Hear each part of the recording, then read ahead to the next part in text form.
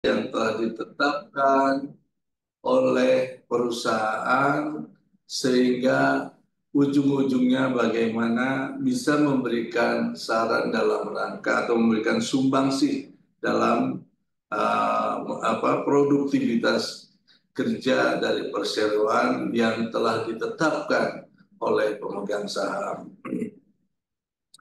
Bapak Ibu sekalian, ayah tentunya sebagai tulang punggung tidak boleh mengalami stres karena beban pekerjaan yang berat, tetapi seorang ayah tentunya harus berbagi atau bisa menyeimbangkan kebutuhan atau kepentingan prioritas dari pekerjaan maupun keluarga, karena ayah akan menjadikan suatu panutan, role model bagi keluarganya, sebagai pendidik, pembimbing bagi anak-anaknya, sehingga tentunya ujung-ujungnya kita bekerja mencari nafkah untuk keluarga adalah menciptakan keluarga yang harmonis. Jadi kalau kita berdasarkan pengukuran kinerja, berdasarkan pengukuran terhadap lingkungan kerja yang telah dilakukan, ditemukan adanya bahaya stres. Ini bahaya stres itu harus kita hindari. Jangan sampai bahaya stres itu mempengaruhi akibat beban kerja yang terlalu berat, sehingga ayah perannya atau pegawai semua tidak terlepas dari laki-laki atau perempuan keseluruhan menjadi burnout atau kelelahan yang tentunya ujung-ujungnya produktivitas kita tidak akan tercapai. Pada kesempatan ini tentunya kita telah hadir mengundang narasumber sebagai pakar parenting Indonesia untuk memberikan insight kepada kita semua, khususnya pada ayah, sehingga peran ayah ini tentunya di satu sisi sebagai kepala keluarga yang mencari nafkah, tapi di sisi lain adalah peran sebagai pekerja atau pegawai yang ujung-ujungnya adalah harus bisa mencapai produktivitas, bahkan bisa menciptakan, meningkatkan produktivitas secara maksimal. Nah, tentunya bagaimana peran seorang ayah di satu sisi sebagai kepala keluarga, dan di satu sisi adalah bagaimana menciptakan atau sebagai pegawai menciptakan atau meningkatkan produktivitas di tempat kerjanya. Mungkin ada beberapa yang perlu kita perhatikan sebagai peran seorang ayah. Pertama, tentunya kita harus bisa memprioritaskan kepentingan atau apa yang berimbang, waktu untuk bidang di pekerjaan maupun waktu untuk keluarga. Kedua, kita juga sebagai ayah harus pandai berkomunikasi dengan baik dengan keluarga, apapun juga kita lebih banyak dengan keluarga, karena kita ujung-ujungnya hanya 8 jam mungkin di kantor, di tempat kerja, tapi kita harus pandai bisa berkomunikasi dengan baik dengan keluarga. Ketiga, maksimalkan produktivitas di tempat Anda bekerja sebagai bentuk bahwa pertanggungjawaban kita sebagai pegawai yang tentu mendapatkan kontra prestasi dari perseroan kepada kita semua sebagai ayah. Nah, tentunya yang keempat, kita juga harus terlibat dalam pengasuhan, bagaimana kita menggunakan waktu semaksimal dan seoptimal mungkin, atau istilahnya kita bisa memanfaatkan waktu dengan quality time yang terjaga. Dan kelima, tentunya kita bagaimana harus bisa menjaga kesehatan mental dan fisik, karena kalau kita sudah terganggu kesehatan baik mental ini akan ujung-ujungnya akan menjadi beban bagi keluarga, dan tentunya juga akan berpengaruh kepada perseroan. Dan terakhir, tentunya bagaimana sebagai peran ayah menciptakan tradisi dalam keluarga yang baik-baik, sehingga ayah akan menjadi role model bagi keluarganya dan memberikan sumbangsih yang sangat berarti bagi perseroan. Nah, pada kesempatan ini saya tidak banyak lebar, saya kira dengan kehadiran pakar parenting Indonesia Pak Irwan Rinaldi, kita sangat senang tentunya, dan kita simak arahannya atau paparannya untuk bisa memberikan insight kepada kita semua. Semoga tentunya acara pada pagi hari ini bisa diambil manfaatnya, tentunya dengan tujuan adalah pertama, kinerja perseroan tercapai dengan adanya peningkatan produktivitas, kedua adalah terjaganya situasi atau keadaan dari keluarga yang harmonis tetap terjaga. Saya kira demikian. Sebelum saya tutup dengan ini, saya izinkan saya untuk membacakan pantun. Itu air mengalir jernih di kali, Cakep. Cakep. ikan berenang riang gembira, Cakep. kelola stres dengan hati, keluarga bahagia, kerja berjaya. Cakep.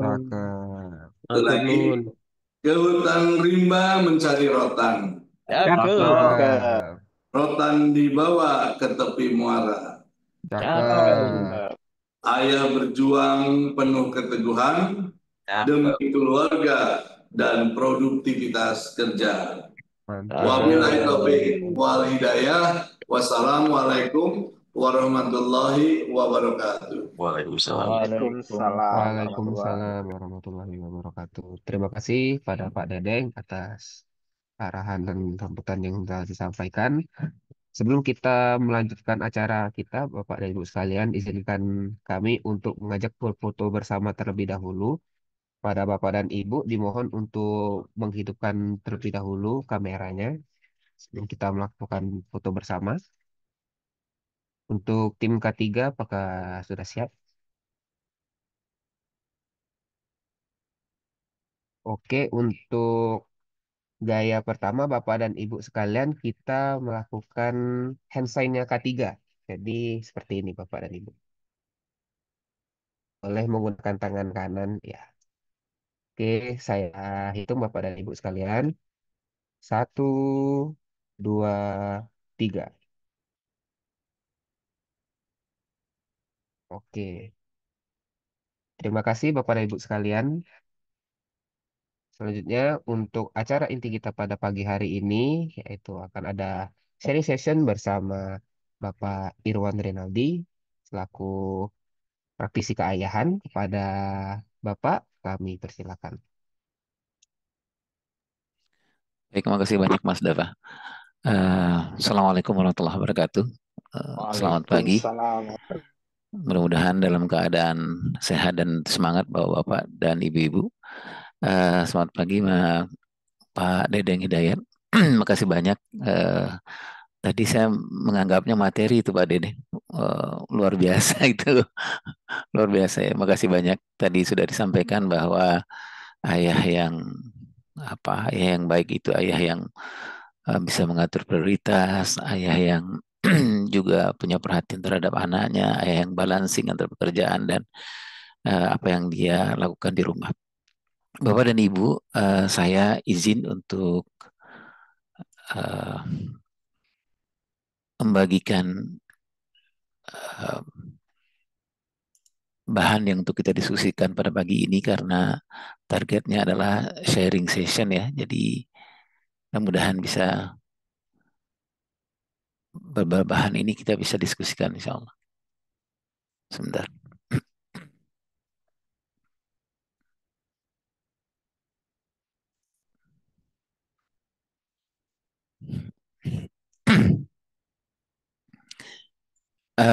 Saya ngasih judulnya Bapak Ibu adalah Ayah Juara Rumah Bahagia Kerja Ceria.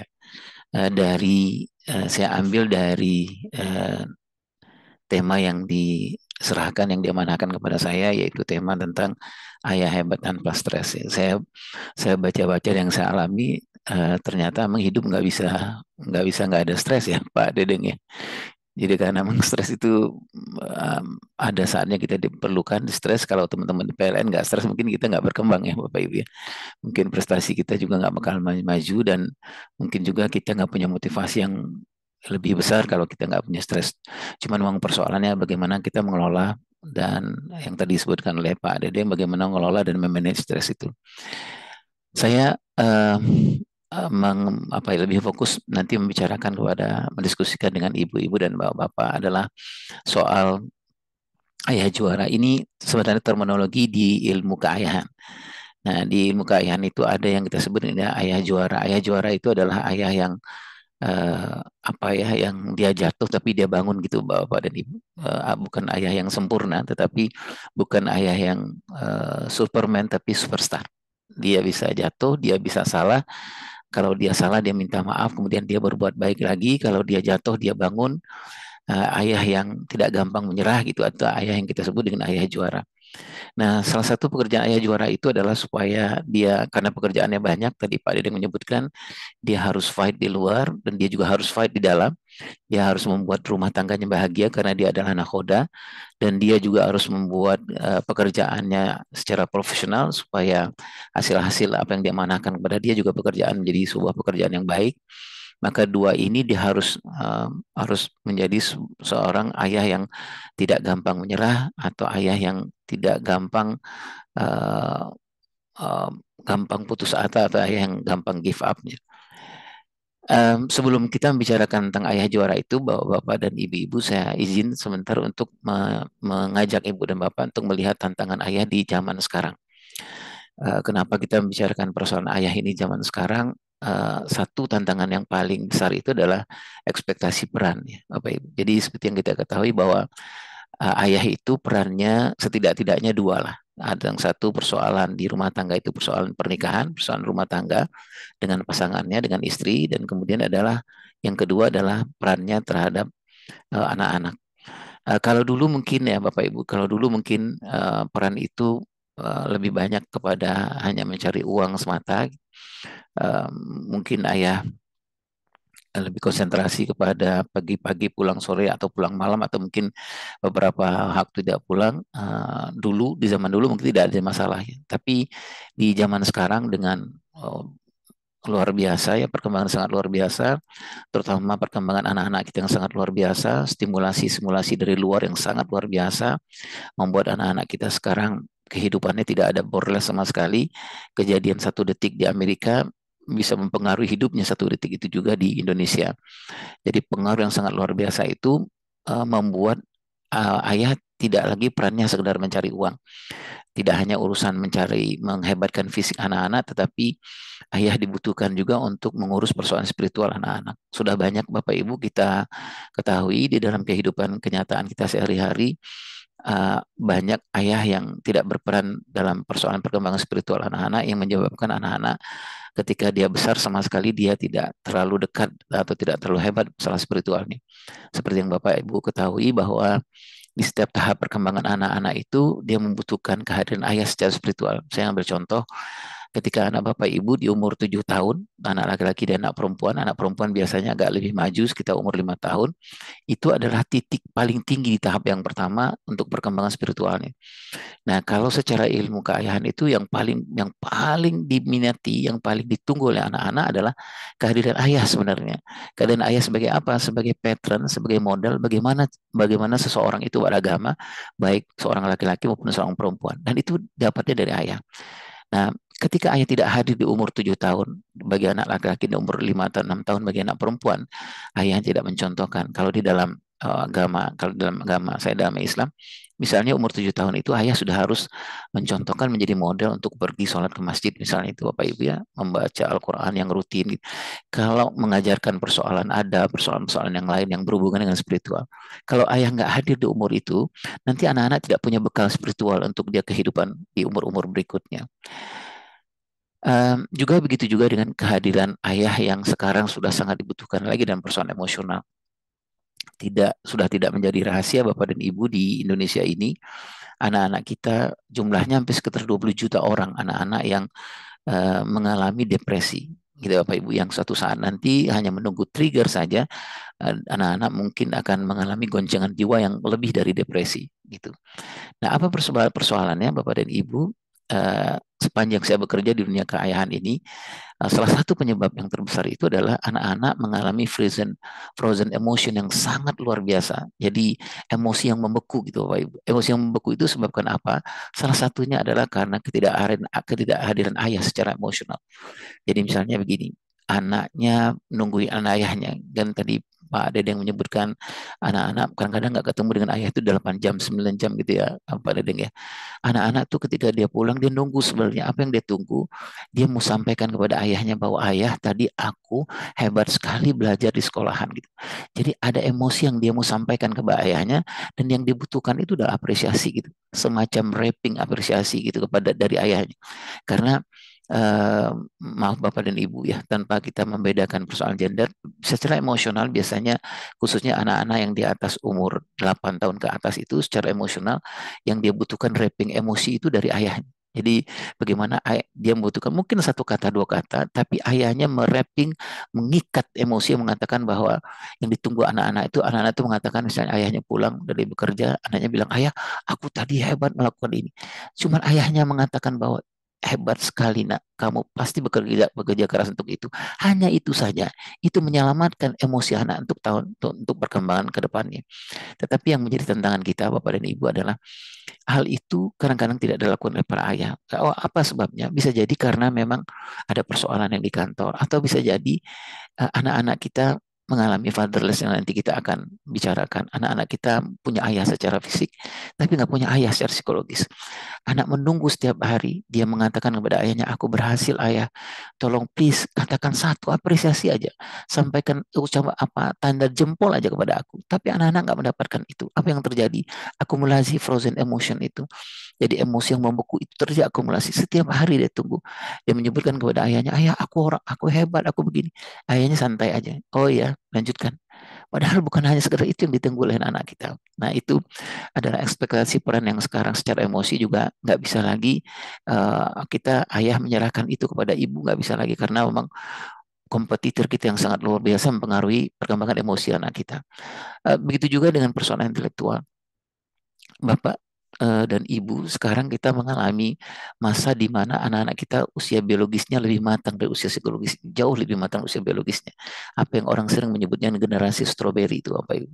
Atau orang sering sekarang menyebutnya kalau masuk di kantor-kantor itu generasi milenial itu sangat menyusahkan dalam terpetik. Kenapa? Umurnya sudah 25 tahun, 27 tahun, tetapi secara perkembangan emosionalnya umurnya 20 tahun.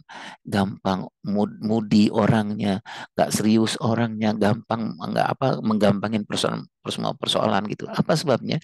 Salah satu sebabnya adalah secara intelektual, perkembangan intelektualnya dia nggak berkembang dengan baik. Ketika dia di umur 20 tahun ke bawah, dia nggak pernah dilatih bagaimana cara berpikir, bagaimana cara menganalisa, bagaimana cara memutuskan. Semuanya itu dihandle oleh ibunya, dimudahkan oleh bapaknya, sehingga anak-anak kita nggak punya kemampuan intelektual. Dia nggak dilatih oleh ayah untuk menghadapi persoalan. Misalnya Bapak Ibu, ayah itu nanti kalau kita bicarakan Bapak Ibu di usia 8 sampai umur 15 tahun itu, kenapa disebut itu adalah umur ayah? Karena itu adalah saat di mana anak-anak memang hampir semua tahap perkembangan itu salah satu rujukannya adalah kepala ayah. Anak di umur itu harus dihadapkan dengan dunia yang tidak seolah-olah. Secara intelektual misalnya kalau dia mengalami bully, mengalami persoalan di sekolahannya, ayahnya tidak pas untuk mengatakan biar ayah menyelesaikan, kamu belajar saja. Secara perkembangan intelektual kita berkhianat dengan perkembangan intelektual anak-anak kita. Sehingga apa yang terjadi kalau kita menghandle terus di umur-umur 8 sampai 15 tahun itu ada persoalan dengan anak-anak kita secara intelektual, nanti umur 20 tahun ke atas anak-anak kita nggak mampu untuk menghadapi real life yang sebenarnya itu Bapak Ibu. Dan yang terakhir adalah perkembangan sosial. Jadi ayah, tantangan kita zaman sekarang ini para ayah adalah ekspektasi peran kita tidak hanya persoalan kita sekarang mencari uang, tapi ada 4 tahap perkembangan yang mau tidak mau kita juga harus terlibat karena ini berpengaruh ketika dia besar. Kemudian yang kedua Bapak Ibu adalah keseimbangan dalam kerja dan keluarga. Tadi Pak Dedeng menyebutkan ini persoalan waktu itu ya, di ilmu keayahan itu sering kita menyebutnya, wahai para ayah yang bekerja di dunia profesional seperti di PLN ini, jangan pernah memberikan waktu luang kepada anak dan keluargamu, tetapi luangkan waktu sama seperti kita meluangkan waktu kita dalam bekerja. Jadi kalau waktu luang itu hanya waktu sisa, tapi kalau luangkan waktu itu betul-betul kita mengagendakan, betul sama seperti Bapak mengagendakan secara serius pekerjaan di PLN misalnya. Begitu juga kita harus serius meluangkan waktu kita, mengagendakan waktu kita dengan keluarga kita, baik dalam pernikahan maupun di dalam pengasuhan. Kemudian yang kedua, Bapak dan Ibu, adalah khususnya para ayah, supaya kita bisa seimbang kerja dan keluarga kita, otomatis ya seperti yang kita lakukan sekarang ini, kita sharing, menambah kemampuan kita atau menambah ilmu kita yang terbatas. Eh, Salah satu persoalan juga Bapak dan Ibu, ada tantangan adalah kenapa banyak orang yang bisa sukses di perkantoran tapi nggak sukses di keluarga.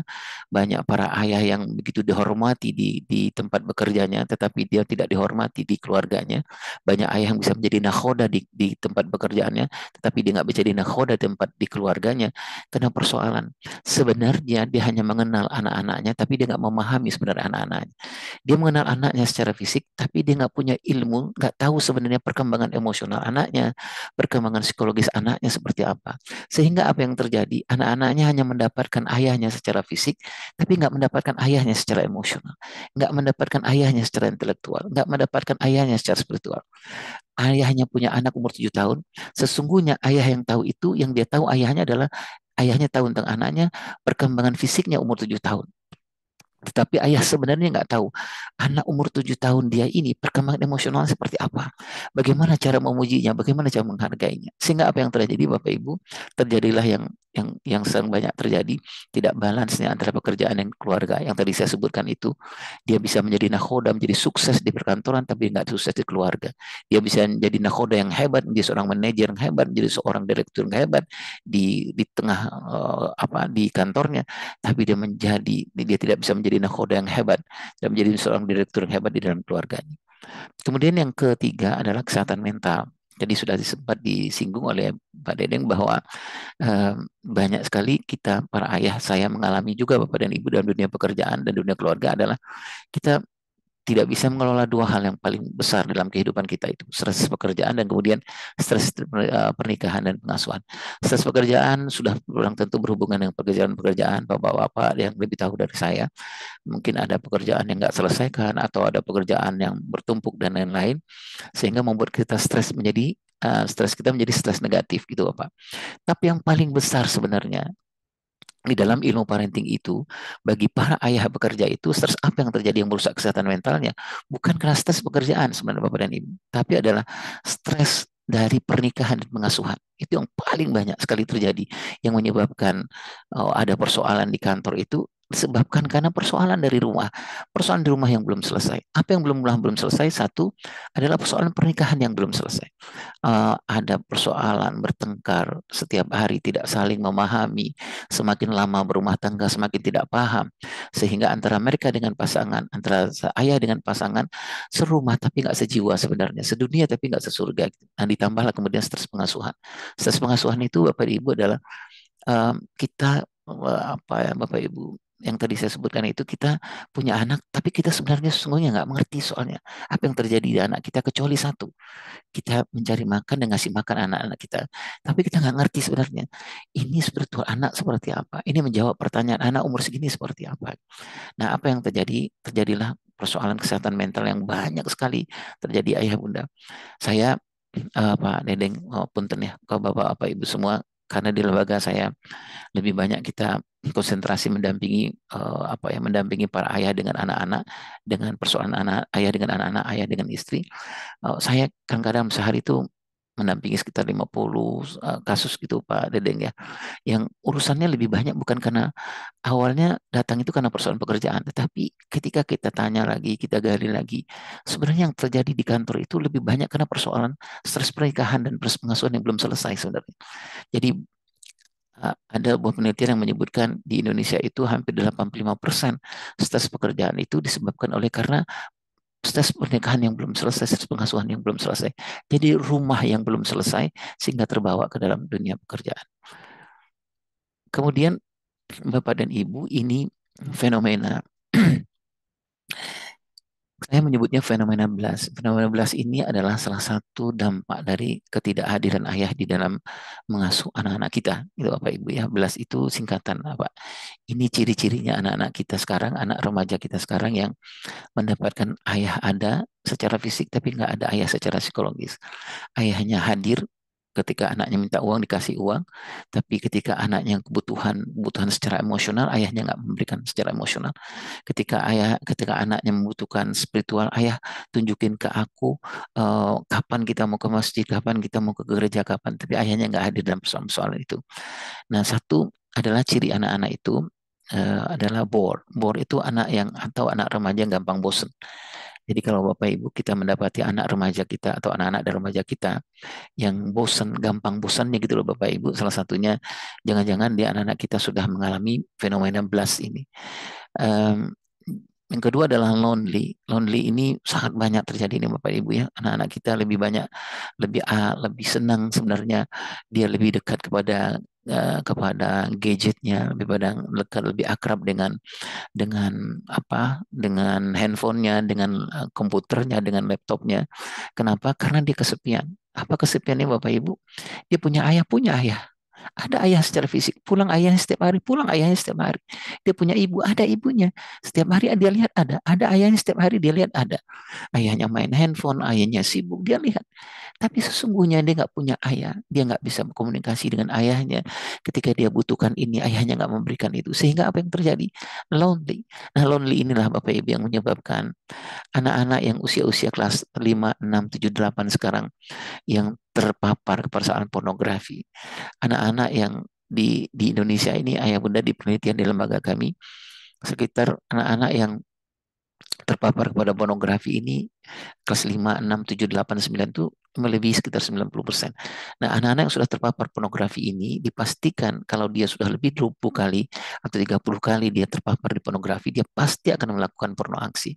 Nah, porno aksi bagi anak-anak sesuai dengan tahap perkembangan. Anak-anak SD biasanya porno aksi yang dia lakukan itu lebih kepada masturbasi dan menani itu gitu. Nah, atau anak-anak SMP SMA sekarang itu ya sekarang dengan kehidupan seks yang sangat bebas. Kalau dia nggak mampu, dia nggak berani melakukan dengan lawan jenisnya, dia akan melakukan secara mandiri.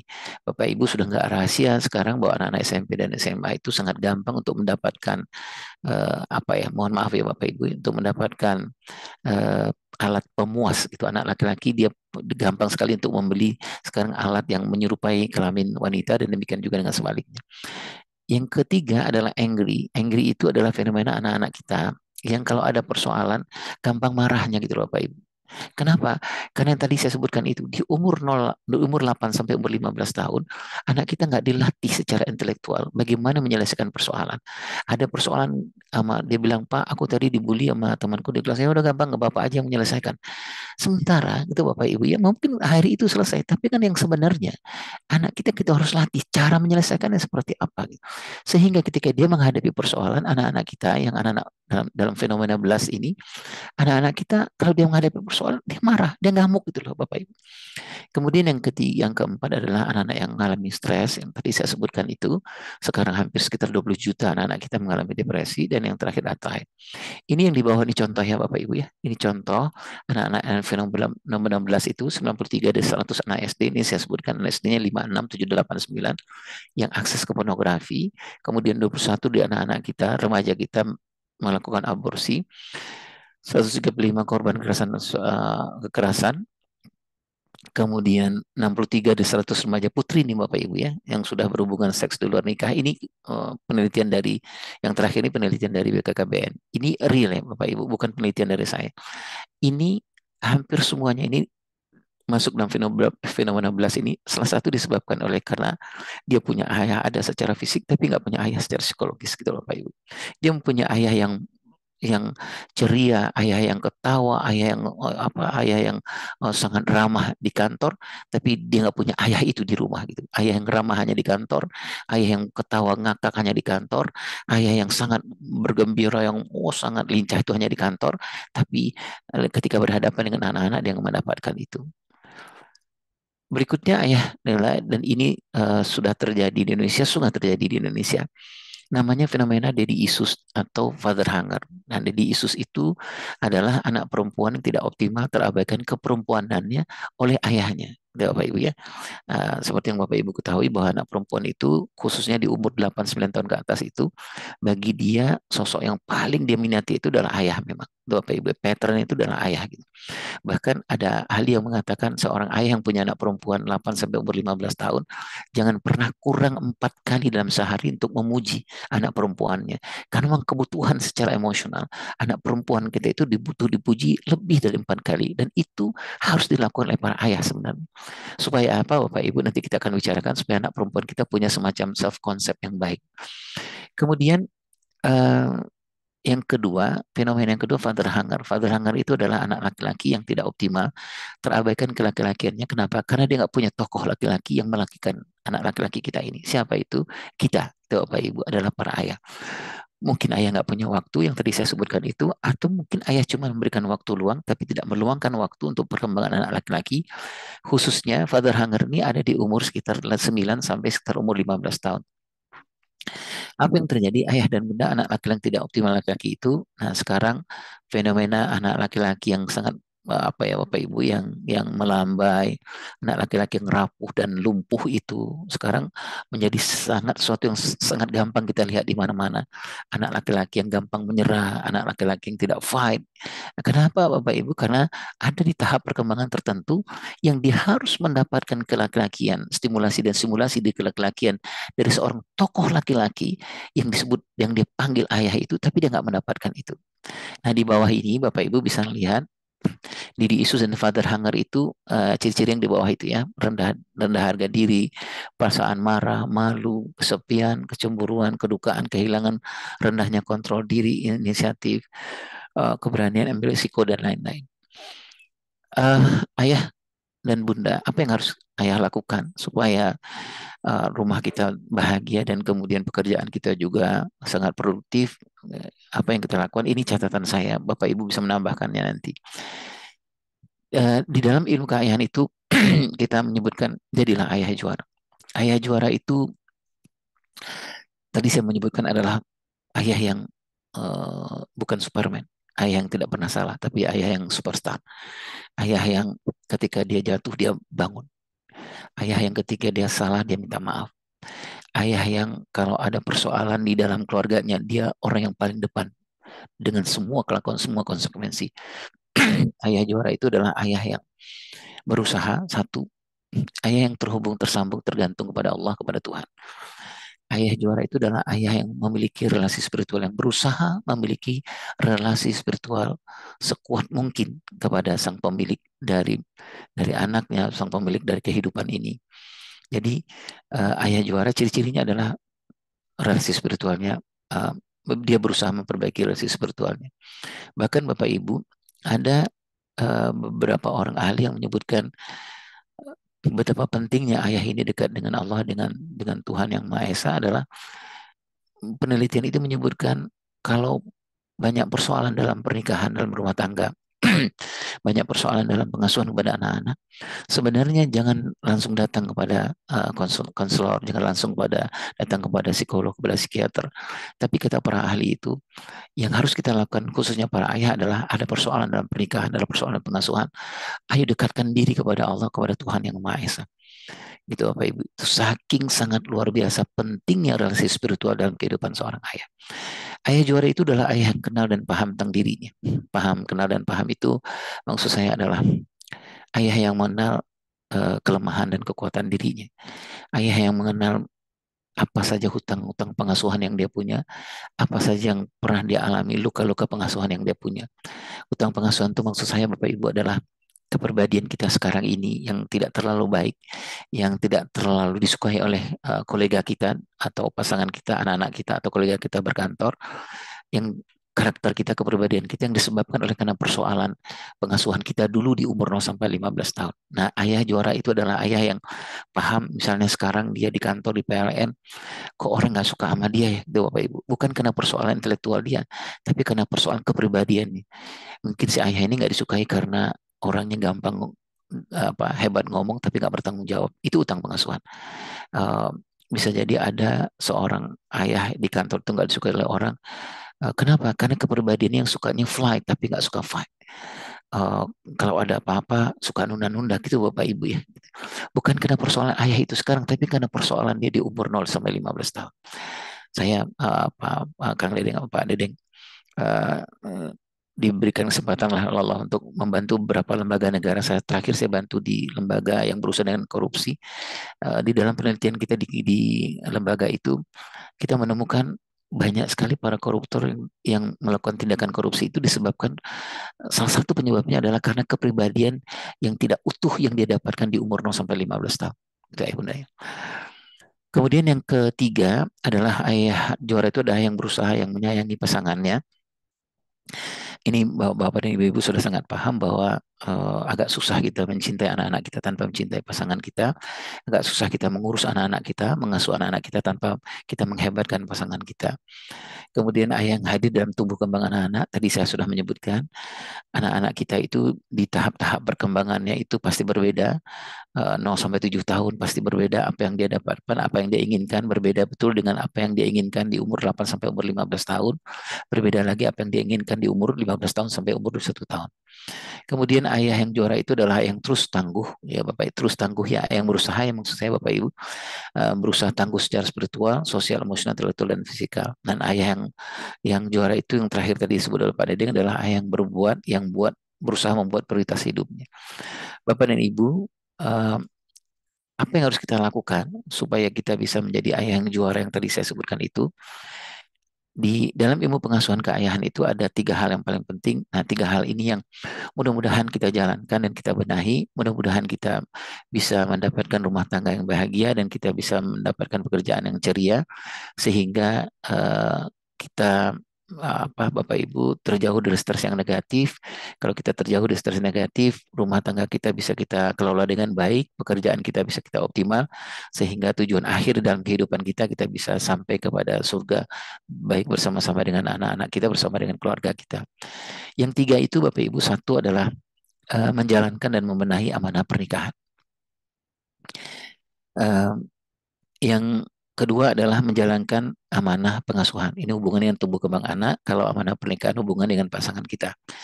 Nanti kita akan melihat apa saja amanah pernikahan itu, kenapa, apa yang terjadi di rumah tangga kita, benarkah rumah tangga itu salah satu penyebab bahwa kita tidak optimal dalam dunia kerja kita. Kemudian yang ketiga adalah amanah pekerjaan. Jadi membenahi 3 hal ini, khususnya bagi para ayah, benahi pernikahan, benahi pengasuhan kepada anak-anak, dan mengenai amanah pekerjaan.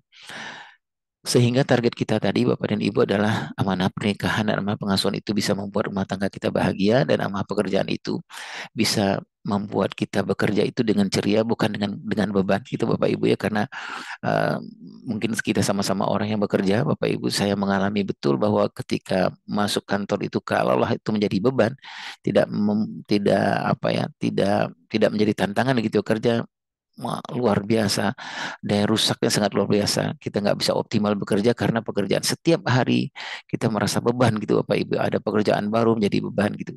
Nah, kalau kita berusaha untuk membenahi dan menjalankan amanah pekerjaan ini, kita berusaha menjadikan ibadah, pekerjaan itu dari ibadah, mudah-mudahan nanti kita akan bisa tidak lagi pekerjaan menjadi beban, tapi pekerjaan itu menjadi sebuah ibadah bagi kita dan kita bisa ceria untuk melakukannya.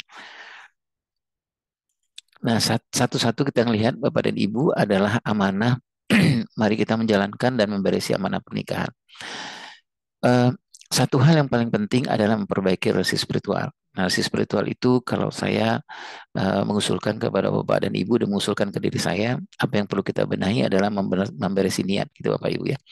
Memberesi niat kita dalam rangka apa kita menikah, dalam rangka apa kita mempunyai anak, dalam rangka apa kita bekerja, terutama di dalam urusan pernikahan, dalam rangka apa kita sebenarnya menikah, berdua ini dalam rangka apa? Apakah dalam niat kita hanya persoalan fisik saja, atau niat kita itu untuk kita berdua justru kita semakin hebat, dengan berdua ini kita semakin lengkap untuk menghebatkan anak-anak kita, menghebatkan pasangan kita.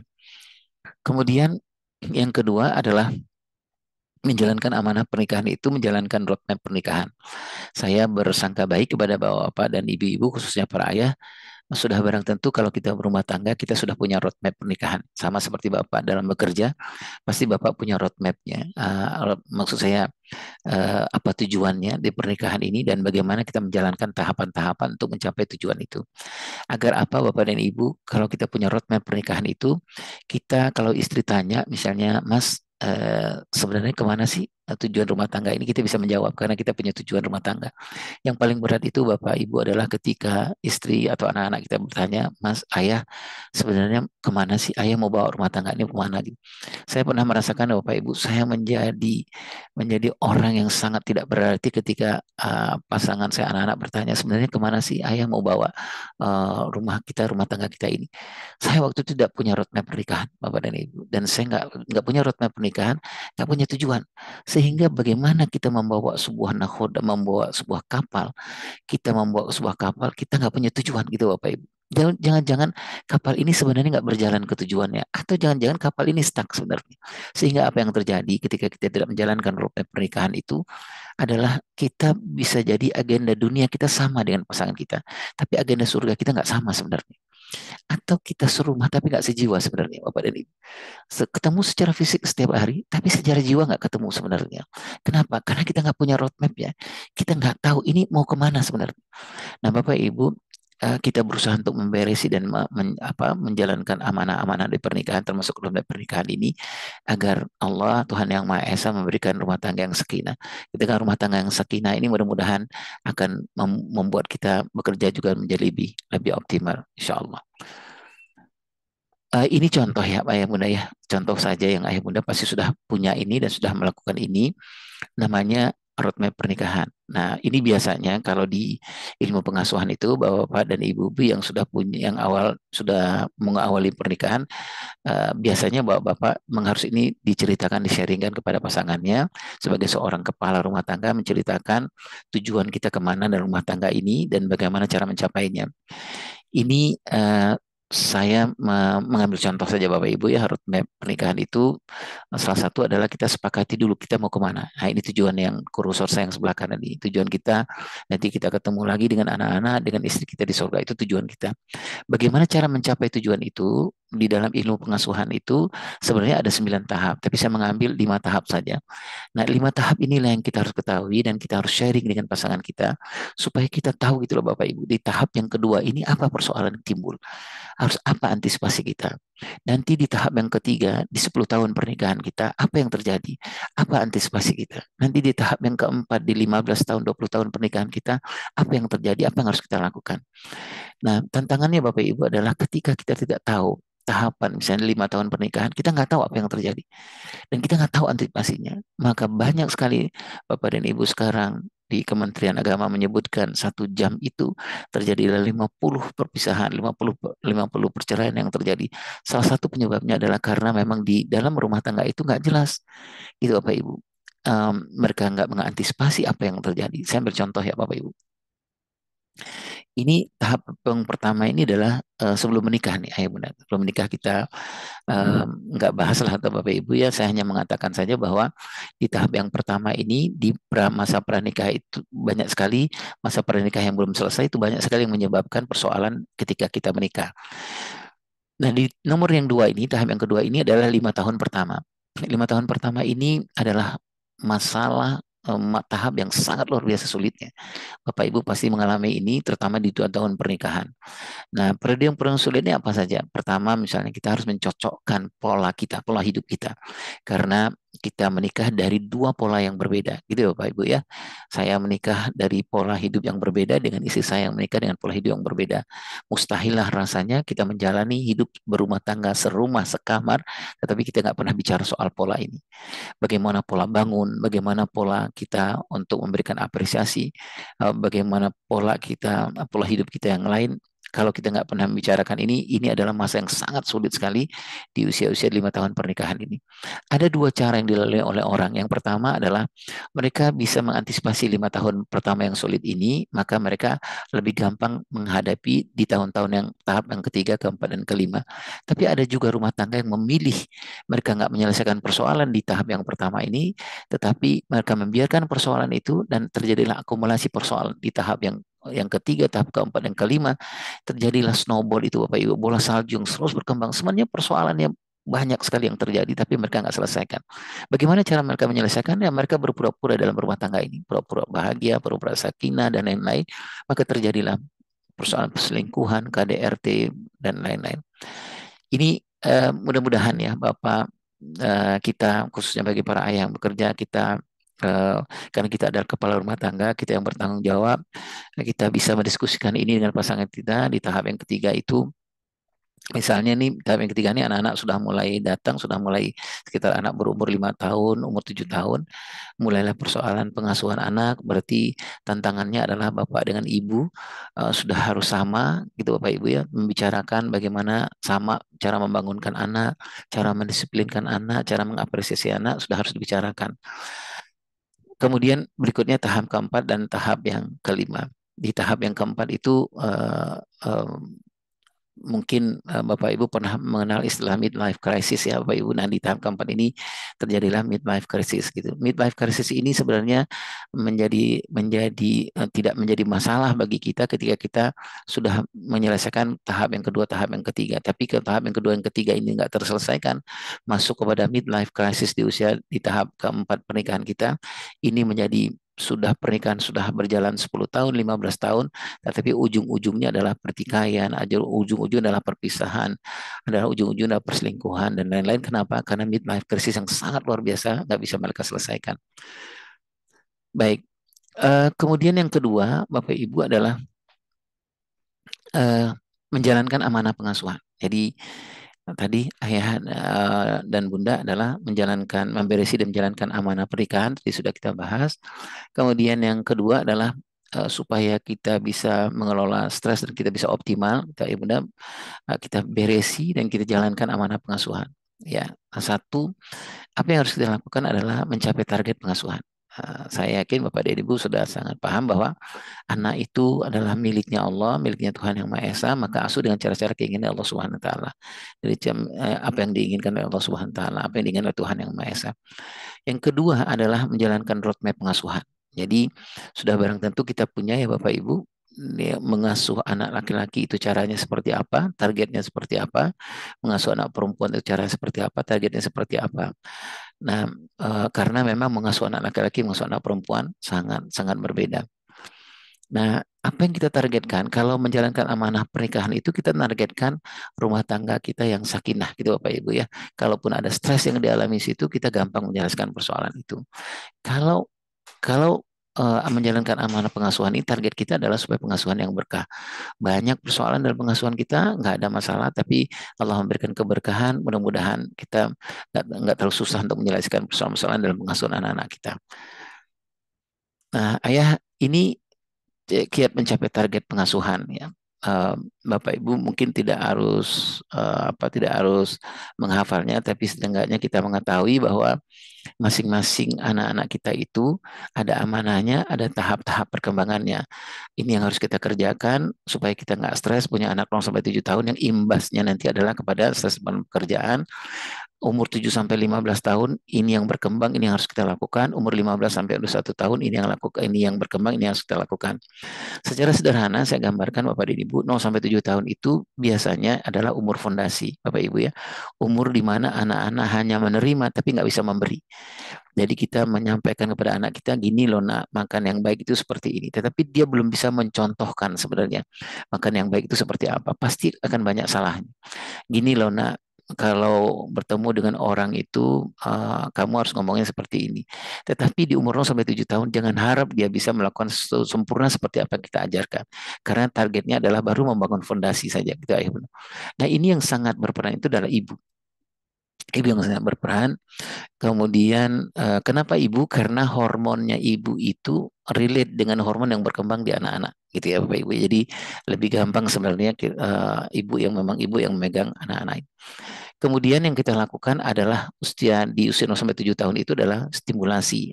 Stimulasi itu memberikan Bapak Ibu memberikan rangsangan-rangsangan kepada anak-anak kita, berceritakah, berkisahkah, atau kemudian saya sering menyebutnya ini dunia yang seolah-olah gitu Bapak Ibu. Jadi kalau masih bentuknya bentuk stimulasi, jadi belum bentuk yang real.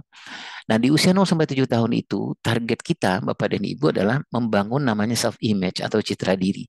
Sederhananya begini, Ayah. Tugas Ayah di usia 0 sampai 7 tahun itu membantu Ibu untuk menguatkan citra diri anak-anak. Citra diri itu sederhananya, anak-anak itu harus kita kuatkan, kita perbanyak untuk memberikan bahwa citra diri anak-anak itu adalah anak yang hebat, anak yang baik, anak yang berprestasi. Oleh sebab itu kita lebih banyak memuji gitu Bapak Ibu ya di usia 0 sampai 7 tahun itu. Anaknya kita pulang, ayah pulang dari kantor gitu, terus anak kita ngambil sepatu ayah, kemudian dia bawa gitu Bapak Ibu, dia bawa, dia taruh di apa namanya di rak sepatu. Itu sebenarnya apa yang dia inginkan? Yang dia inginkan adalah, please ayah, bentuk self imageku. Bagaimana caranya? Ayah puji aku aja. Nah, gitu. Misalnya, iya, waduh, makasih sekali anak ayah hebat ya sudah membantu ayah. Gitu. Apa yang terjadi di bawah imprimnya, di bawah sadarnya dia, itu dia membentuk citra dirinya. Dia akan mengatakan dirinya kan, kan, aku anak yang suka membantu ayahku. Itu yang harus kita perbanyak di usia 0 sampai 7 tahun, gitu, Bapak Ibu ya. Nah, kemudian di usia 8 sampai umur 15 tahun, 7 sampai umur 15 tahun itu yang sedang dibentuk itu adalah self esteem, harga diri. Jadi kalau di usia 0 sampai 7 tahun salah satu bentuknya banyak memberikan pujian. Kalau di usia 8 sampai 15 tahun itu kan yang paling diinginkan yang kita bentuk itu harga diri, banyaklah menghargai.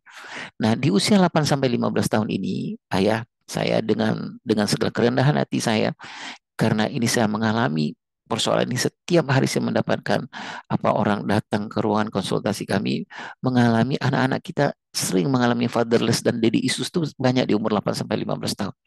Di mana yang banyak bertugas sebenarnya menjadi PIC itu adalah ayah sebenarnya di usia 8 sampai 15 tahun itu. Ayah yang menghebatkan melakukan anak laki-laki, ayah yang memperempuankan anak perempuan itu ayah. Anak laki dan anak perempuan itu sangat dekat dengan ayah dan dia butuh simulasi dari ayahnya. Nah, oleh sebab itu Bapak Ibu di usia 8 sampai 15 tahun itu bentuknya adalah anak-anak kita menerima dan dia bisa memberi sebenarnya. Kalau kita mengajarkan tentang sesuatu, tentang karakter, anak kita bisa melakukan karakter yang kita lakukan itu. Kalau di usia 0 sampai 7 tahun itu kita susah berharap. Karena anak-anak di usia itu dia menerima tapi nggak memberi. Tapi di usia ini dia menerima, dia akan memberi. Dan persoalannya adalah bagaimana kita bisa mengevaluasi, bagaimana kita selalu continue memberikan, melatihkan itu kepada anak-anak kita, maka akan terbentuklah harga diri anak-anak kita. Nah, bagaimana bentuk simulasi itu, ayah bunda, adalah ayah berubahlah menjadi seorang coach. Jadi datanglah ketika anak umur 8-15 tahun itu jangan datang sebagai seorang guru, tapi datang sebagai seorang coach. Coach itu nggak banyak ngomong sebenarnya ayah. Coach yang baik itu adalah pinjamkanlah kuping ayah 70%, mulut ayah 30% saja.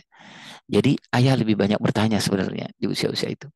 Dan di usia 8 sampai 15 tahun itu ayah kepada anak laki-laki dan perempuan, ayah bimbing dia untuk masuk kepada dunia yang tidak seolah-olah. Bapak Ibu ya. Jadi kalau dia datang kepada ayah pulang dari sekolah, dia bilang, ayah aku tadi dibully sama temanku.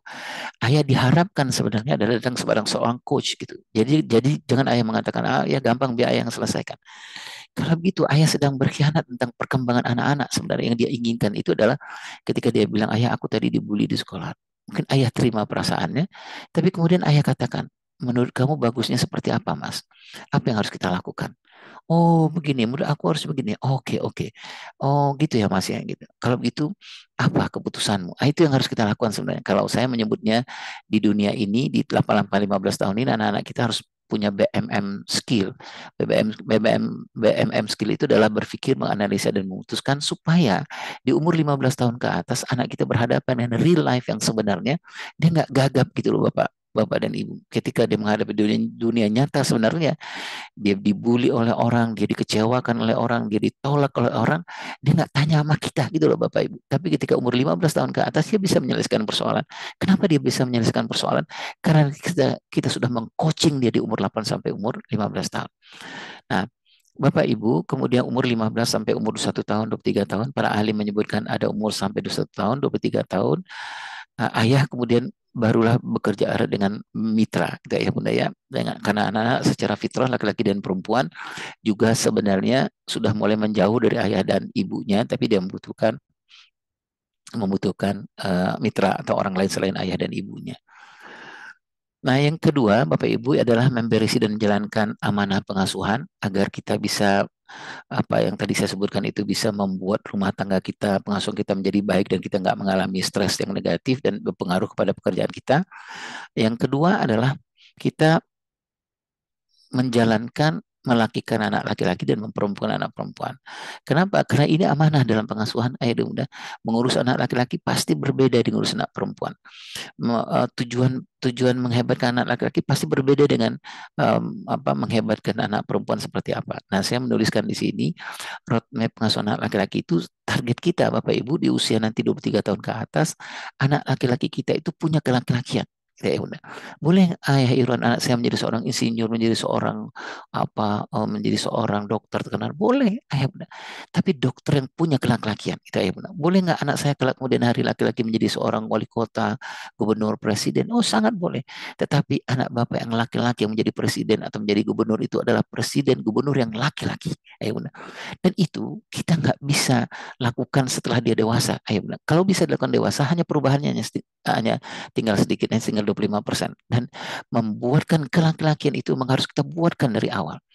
Nah, contoh ya Bapak Ibu, ini contoh kelaki-lakian yang saya tuliskan di bawah itu. Punya rasa kepemimpinan, rendah hati, pelindung, bergerak, berpikir, dan lain-lain. Bagaimana cara membentuk kelaki-lakian itu? Nah, tadi saya menyebutkan 0 sampai 7 tahun, ibu yang membuatkan fondasi.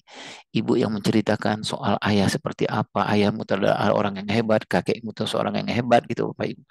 Tapi masuk kepada umur 14 tahun, 8 sampai 15 tahun, itu ayah yang PIC-nya, ayah yang bertugas melakikan anak laki-laki ini, yang tadi saya sebutkan itu. Pertemukan dia dengan dunia yang tidak seolah-olah. Kalau dia ayah bawa dia traveling, ayah bawa dia menghadapi persoalan, pertemukan dengan banyak orang, pertemukan dengan banyak experience, karena adalah ini di umur 8-15 tahun itu adalah umur di mana anak kita harus harus harus see and do, harus role play, harus anak-anak kita mengalami proses simulasi gitu ayah bunda. Jadi jangan simpan anak ayah di rumah di umur 8 sampai 15 tahun ini. Maksud saya begini Bapak Ibu. Jangan handle semua persoalan 8-15 tahun itu, karena ini 8-15 tahun itu adalah tahap terakhir sebenarnya dia masuk ke masa dewasanya. Masa yang real sebenarnya, real life yang sebenarnya di masa 15 tahun ke atas. Nah, tugas kita ayah ada di umur 8 sampai 15 tahun untuk melakukan anak laki dan perempuan anak perempuan. Demikian juga dengan anak perempuan. Anak perempuan itu target kita ayah bunda adalah tugas ayah terutama adalah memastikan anak ayah perempuan ayah di usia 23 tahun ke atas itu punya keperempuanan. Keperempuanan itu beberapa sikap-sikap yang saya tuliskan, lembut, jiwa mengasuh, mendukung nanti pasangannya, kemudian bisa menjaga amanah, mungkin dan penenang dan lain-lain. Nah, boleh nggak ayah Irwan anak perempuan saya menjadi seorang dokter? Boleh sekali. Bapak Ibu boleh menjadi seorang insinyur, menjadi seorang pedagang terkenal dan pedagang yang besar, itu sangat boleh. Tetapi ketika dia menjadi seorang dokter terkenal itu adalah dokter yang punya keperempuanan gitu ayah bunda. Nah, lagi-lagi ayah, salah satu tugas kita adalah memastikan itu bahwa roadmap ini berjalan. Roadmap ini 0 sampai 7 tahun, 8 sampai 15 tahun, proses melakukan anak laki-laki dan perempuan ini berjalan. Pertanyaannya mungkin ayah, bagaimana ayah Irwan kalau kita sudah terlanjur melewati masa-masa yang anak laki-laki kita sekarang sudah umur 23 tahun, tapi fisiknya laki-laki, tapi tanggung jawabnya nggak ada gitu Bapak Ibu. Dan dia seenaknya itu ada nggak ada empatinya gitu anak laki-laki kita, demikian juga anak perempuan kita. Artinya sudah terlanjur dan menurut saya tidak ada kata terlambat. Nanti diskusi kita bisa bahas. Yang terakhir Bapak dan Ibu adalah ini Bapak Ibu mungkin sudah sangat paham karena Bapak Ibu juga melakukan ini, menjalankan dan berisi amanah pekerjaan. Saya mengambil istilah agar pekerjaan kita menjadi ibadah Bapak dan Ibu. Ada 2 syarat kata para ahli itu adalah agar pekerjaan jadi ibadah itu adalah yang pertama kita bekerja keras, dan kemudian yang kedua kita bekerja ikhlas. Nah, bekerja keras itu adalah bagaimana kita menguatkan supaya kita bisa kerja sungguh-sungguh, kita memberikan porsi terbaik buat jasmani kita, buat rohani kita, buat akal kita. Sudah barang tentu kita nggak bisa hanya kuat di jasmani, tapi di rohani kita nggak kuat. Mungkin kerja kita nggak bisa sungguh-sungguh, mungkin akan jadi masalah nanti kemudian hari. Demikian juga dengan akal kita, sangat hebat sekali akal kita, tapi rohaninya nggak muncul, bisa jadi gampang nanti dia tergoda korupsi dan lain-lain. Yang kedua adalah kerja ikhlas. Kerja ikhlas itu adalah kerja yang Kalau pengertian di dunia pengasuhan keayaan itu adalah pekerjaan yang benar itu menurut hemat saya yang benar secara agama, itu Bapak Ibu ya. Yang kedua adalah yang asik itu adalah yang berusaha Bapak Ibu enjoy dengan dalam pekerjaan itu. Jadi kalau kita bekerja keras, kita bisa bekerja sungguh-sungguh, kita ya mudah. Kalau kita bekerja ikhlas, target kita adalah uh, Allah memberikan keberkahan dalam dalam dunia kerja kita.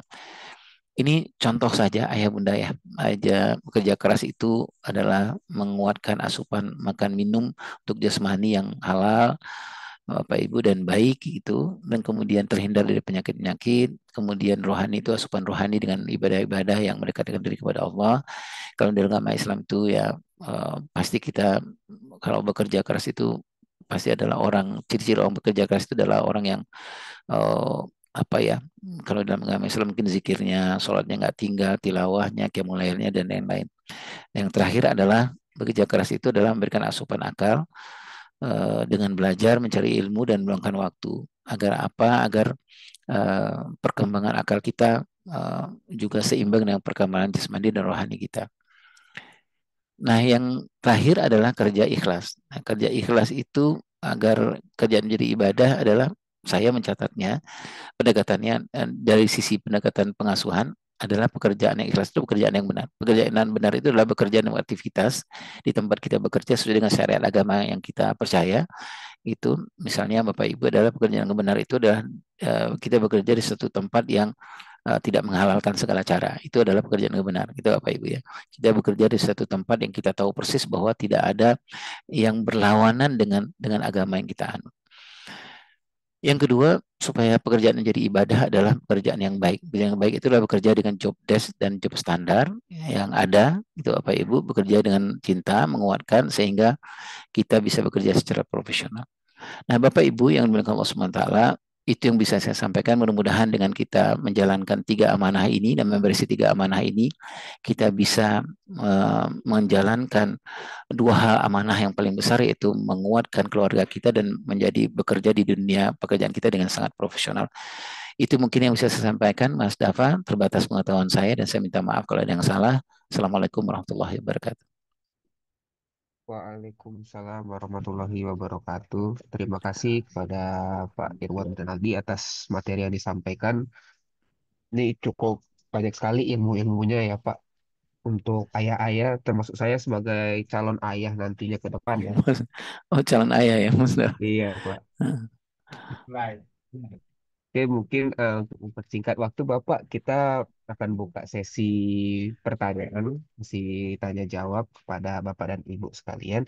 Sudah ada beberapa pertanyaan yang saya tampung, Bapak. Untuk yang pertama mungkin kita langsung ke pertanyaan dari Bapak Ilham Agustomo. Itu pertanyaannya, Pak, bagaimana cara orang tua bisa memberikan apresiasi yang cukup di rumah sehingga anak-anak itu tidak mencari pengakuan dari dunia luar? Setelah itu juga apakah ada teknik khusus untuk menjaga koneksi emosional meskipun sang ayah ini sering bepergian atau bekerja lembur, Pak? Mungkin itu yang pertama, Pak. Saya jawab dulu ya, Mas Dava. Baik, Yang Pak. pertama adalah bagaimana kita supaya bisa memberikan apresiasi yang baik kepada anak-anak kita. Satu, Mas Dava, adalah tergantung kepada tahap perkembangan anak-anak. Karena tadi saya menjelaskan gini Mas Dava, anak-anak yang 0 sampai 7 tahun itu memberikan apresiasi kepada anak-anak itu, salah satu yang diinginkan anak-anak itu bentuknya pujian. Pujian itu sesuatu yang konkret Mas Dava. Itu berarti buat anak-anak. Saya ambil contoh gini. Anak kita yang 0 sampai 7 tahun, misalnya dia bilang, "Ayah, aku bisa mewarnai, aku hebat mewarnai." Nah, yang dia inginkan itu adalah pujilah secara konkret gitu. Kita akan mengatakan, waduh hebat sekali anak ayah, hebat sekali anak ayah, hebat sangat sangat hebat mewarnai. Itu sangat cukup. Sangat pas buat anak-anak 0 sampai 7 tahun. Tapi bagi anak kita di umur 8 sampai 15 tahun, kalau dia bisa berhasil mengajarkan sebuah pekerjaan tertentu, dia mengatakan, "Ayah, aku bisa melakukan pekerjaan ini di sekolah. Padahal pekerjaannya sulit sekali ya gitu." Kalau kita ini Mas Dava, kita bilang kepada anak kita yang umur 9 tahun ke atas, bilang kita puji seperti anak yang berumur 0 sampai 7 tahun, itu sangat tidak pas gitu. Karena perkembangan emosionalnya tidak menginginkan itu lagi. Yang diinginkan adalah harga diri, berarti kita harus menghargai. Kalau menghargai itu 8 sampai 15 tahun, berikanlah pujian berupa penghargaan.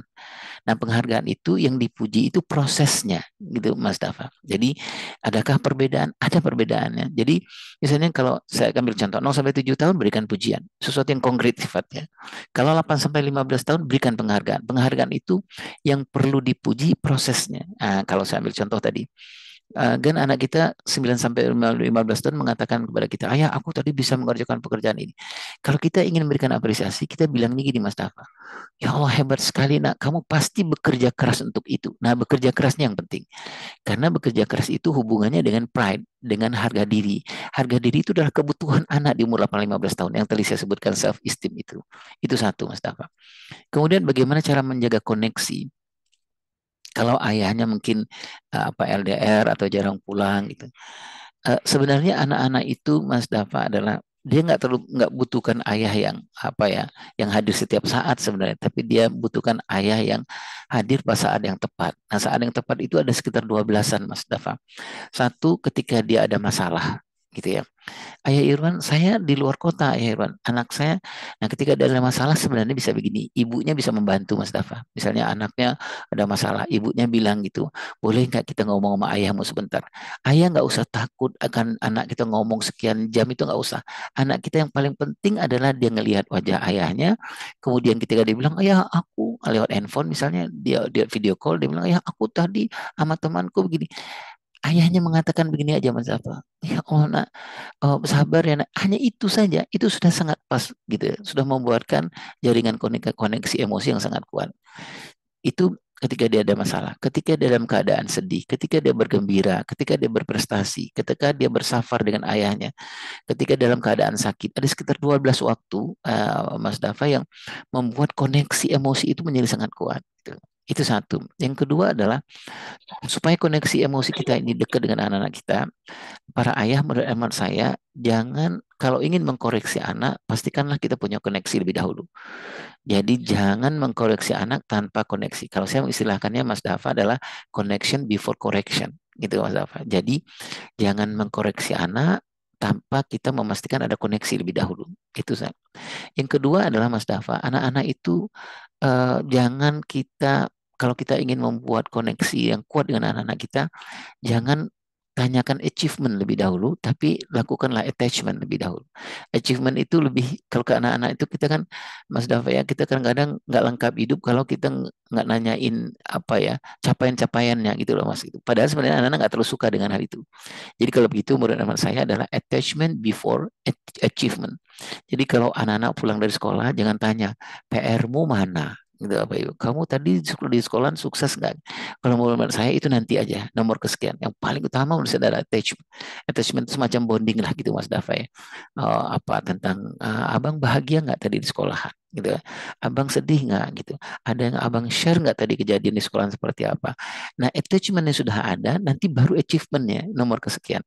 Mudah-mudahan dengan cara yang tadi saya sebutkan itu kita punya koneksi yang kuat dengan anak-anak kita. Gitu mungkin Mas Dafa. Oke, baik Pak Irwan. Terima kasih atas jawabannya. Untuk Bapak Ilham Agustomo, apakah ada lagi Pak yang ingin ditanyakan pada Pak Irwan? Kalau tidak, kita lanjutkan ke pertanyaan selanjutnya. Izin Bapak Ilham.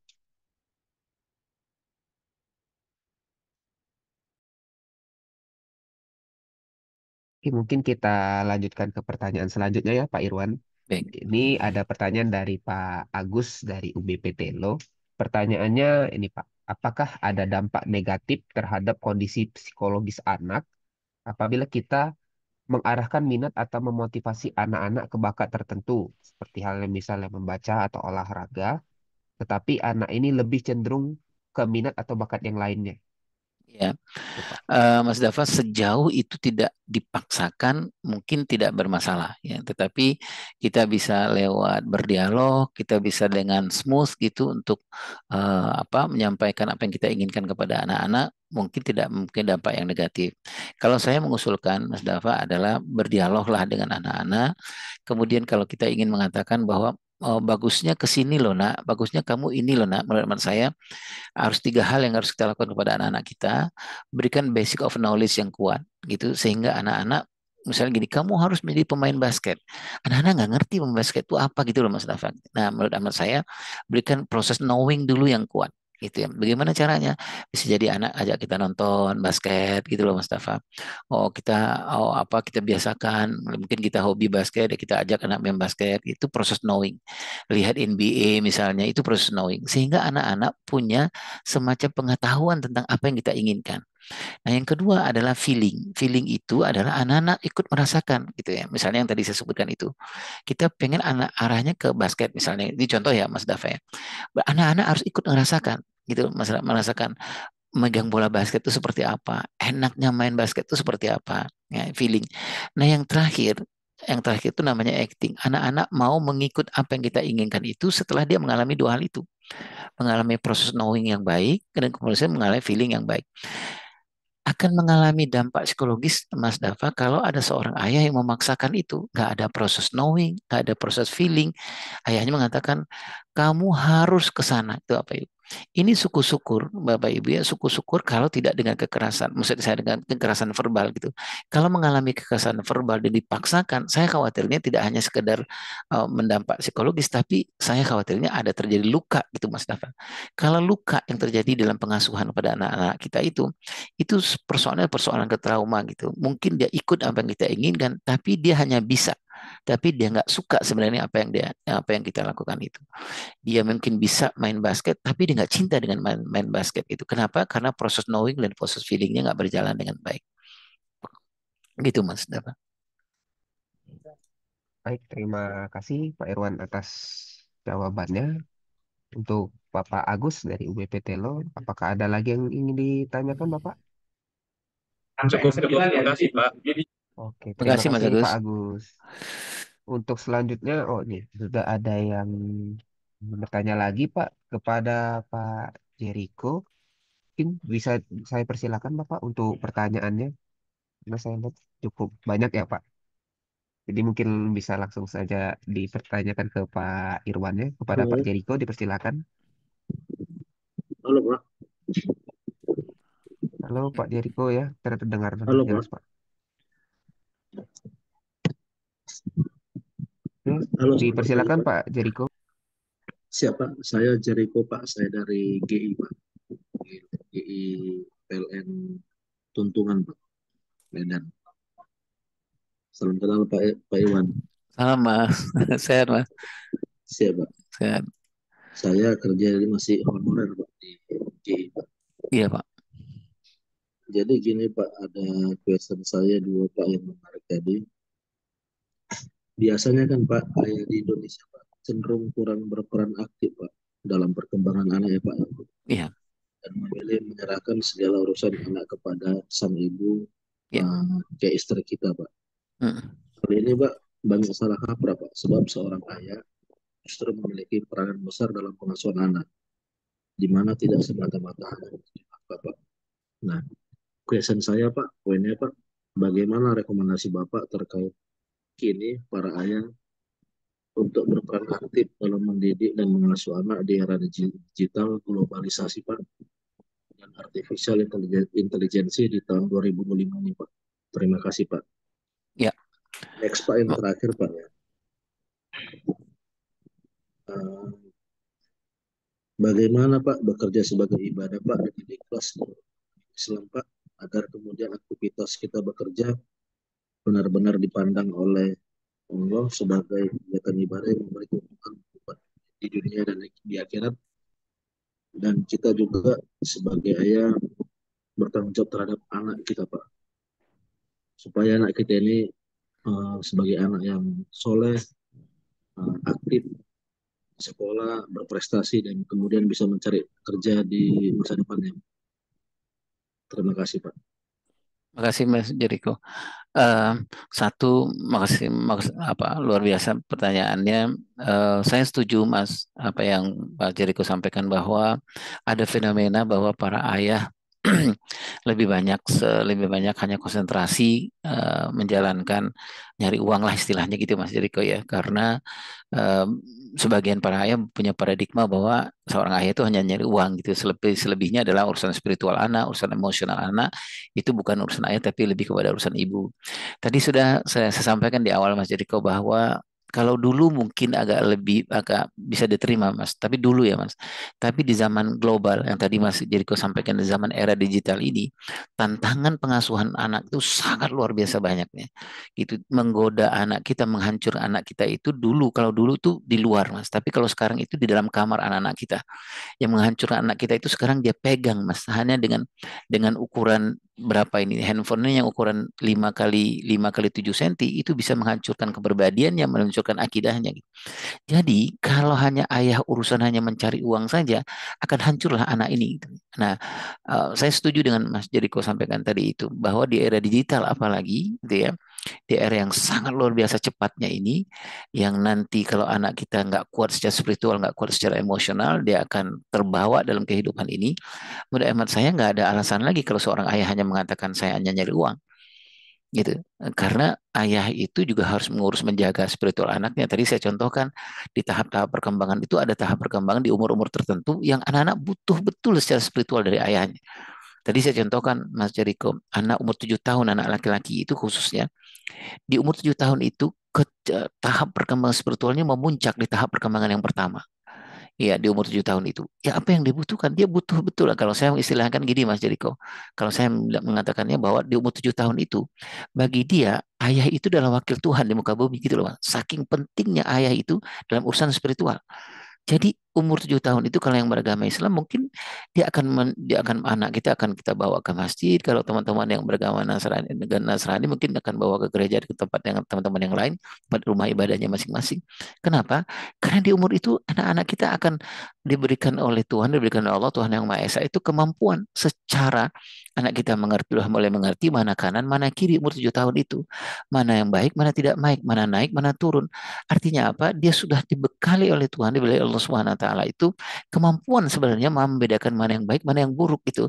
Nah, kemampuan ini harus kita asah. Siapa yang akan mengasahnya? Siapa coachnya? Gak ada yang terbaik kecuali dari ayahnya. Ibunya gimana? Ibunya sudah bertugas di umur 0 sampai 7 tahun memberikan fondasi yang kuat. Nah, ayahnya sekarang membawa anaknya mempraktekkan. Mas Jericho, saya setuju sekali yang Mbak Mas sampaikan bahwa sudah tidak zamannya lagi kalau ayah mengatakan bahwa aku hanya nyari uang saja. Tetapi ayah tidak bisa lagi hanya dengan paradigma semacam itu, tapi ayah juga harus mengurus spiritual anak, emosional anak, intelektual anak, dan lain-lain. Kemudian yang pekerjaan jadi ibadah gitu. Kalau saya syaratnya itu sana Mas gitu. Pekerjaan jadi ibadah itu baik dan benar gitu ya. Benar dan baik. Benar itu menurut saya adalah pekerjaan yang di mana tempat kita bekerja itu tidak mendorong kita atau tempat kita bekerja itu tidak ada proses yang menjauhkan kita atau melanggar syariat agama kita masing-masing gitu ya. Yang kedua adalah baik. Yang baik itu adalah di mana kita bisa enjoy di situ, kita bisa membangkitkan passion kita di situ. Pekerjaan bukan menjadi beban, tapi pekerjaan bisa menjadi tantangan, menjadi kita menghadapi pekerjaan itu dengan ceria gitu. Dua ini menurut saya mudah-mudahan diterima, bisa dikatakan bahwa bekerja itu adalah ibadah gitu, benar secara syariah dan baik secara kehidupan manusia secara profesional. Mungkin itu Mas Jericho. Saya mohon maaf kalau kurang-kurang. Siap, Pak. Sejauh ini saran dan masukannya. Ya. Terima kasih. Terima kasih, Mas. Baik, terima Terima kasih kasih, Pak, ya. Pak Irwan. Sama-sama, Mas. Baik, Pak Jericho, apakah sudah cukup, Pak? Sudah cukup ya, Pak Jericho ya. Semoga apa yang disampaikan oleh Pak Irwan ini bisa menjadi pendukung untuk Pak Jericho nantinya ke depan ya, Pak. Baiklah, lanjut. Sudah ada lagi yang ingin bertanya Pak Irwan kepada Pak J. Robi. Saya persilakan Pak untuk bertanya kepada Pak Irwan. Baik, terima kasih. Tidak open cam, tidak apa-apa? Tidak apa-apa. Nggak apa-apa, Pak. Baik, pertama-tama terima kasih Pak Ustadz Irwan Renaldi atas pemaparannya. Mohon izin bertanya. Jadi begini Pak ya, dewasa ini kan kita banyak sekali mendapatkan informasi. Suara saya cukup jelas ya, mohon izin. Iya, Mas. Ya Pak, Baik. cukup jelas Pak. ada banyak sekali tips dan trik parenting ya yang kita bisa dapatkan dari berbagai medsos gitu ya. Nah, saya melihat ini fenomena seperti banyaknya juga informasi terkait tips trik kesehatan gitu kan. Iya. Pun seringkali juga belum bisa dipastikan gitu ya kebenarannya dan cenderung dalam tanda kutip menyesat. Iya, Mas. Ada penjelasan dari dokter mengkonternya dengan tanggapan tidak benar gitu. Iya, Nah, iya. lalu dalam ilmu parenting, bagaimana kita tahu ya bahwa metode parenting ini cocok dengan pola asuh untuk anak-anak, sedangkan kita tahu bahwa karakter setiap anak itu berbeda. Apakah ini berarti kita harus semacam trial and error ya menerapkan ilmu parenting di anak-anak kita seperti itu? Karena banyak sekali style dan juga apa namanya ya metode ya gitu ya gitu. Mungkin Iya. kalau kita boleh kasih contoh, misalnya saya pernah lihat di beberapa ini ya medsos hasil studinya penelitiannya Harvard Grand Study itu kan anak-anak yang mengerjakan tugas rumah rutin gitu ya itu bisa meningkatkan kecerdasan atau meningkatkan kesuksesan mereka di masa depan. Tapi ada juga yang beranggapan anak-anak itu seharusnya fokus belajar aja gitu. Kerjaan rumah biar orang tua. Seperti itu. Atau misalnya terkait screen time ya. Anak-anak itu dilarang screen time. Lebih baik mereka no screen time at all gitu ya. Nggak screen time. eh, dan mereka lebih diarahkan ke aktivitas fisik gitu. Jadi itulah metode-metode yang berbeda itu yang seringkali kita yang mana nih gitu yang terbaik. Meskipun ya kita sebagai orang tua pasti tahu yang terbaik, tapi sebenarnya bagaimana sih cara efektif untuk menentukan itu, metode parenting itu. Terima kasih sebelumnya, Pak. Baik, Mas Robi. Makasih banyak pertanyaannya. Satu, Mas, kalau saya metode itu saya posisikannya di nomor kesekian, Mas. Gitu. Apakah teori parenting atau parenting skill, mothering skill itu bagi saya, kalau saya itu nomor kesekian, gitu ya, Mas. Yang pertama itu adalah kalau secara agama, kalau di saya karena saya beragama Islam, saya yakin betul bahwa anak itu miliknya Allah. Oleh sebab itu, pasti Allah sudah memberikan cara untuk mengasuh miliknya Allah itu seperti apa. Nah, itu yang pertama yang harus kita pegang. Dan itu nggak bisa negosiasi menurut saya. Nah, contoh nih Mas ya, kalau ini maaf saya ngambil sesuai dengan agama saya dulu Mas yang saya ketahui.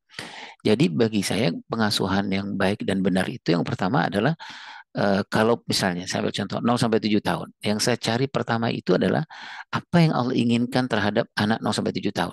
Karena anak miliknya Allah, saya hanya sebagai seorang ketitipan gitu kan Mas Robi ya.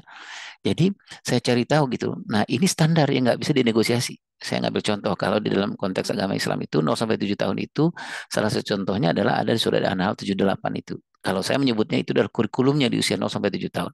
Itu no bergain gitu dan itu adalah standar gitu ya. Nanti butuh nggak cara misalnya, secara teknis gitu ya, butuh tambahan misalnya kita mengetahui bagaimana secara emosional seperti apa gitu.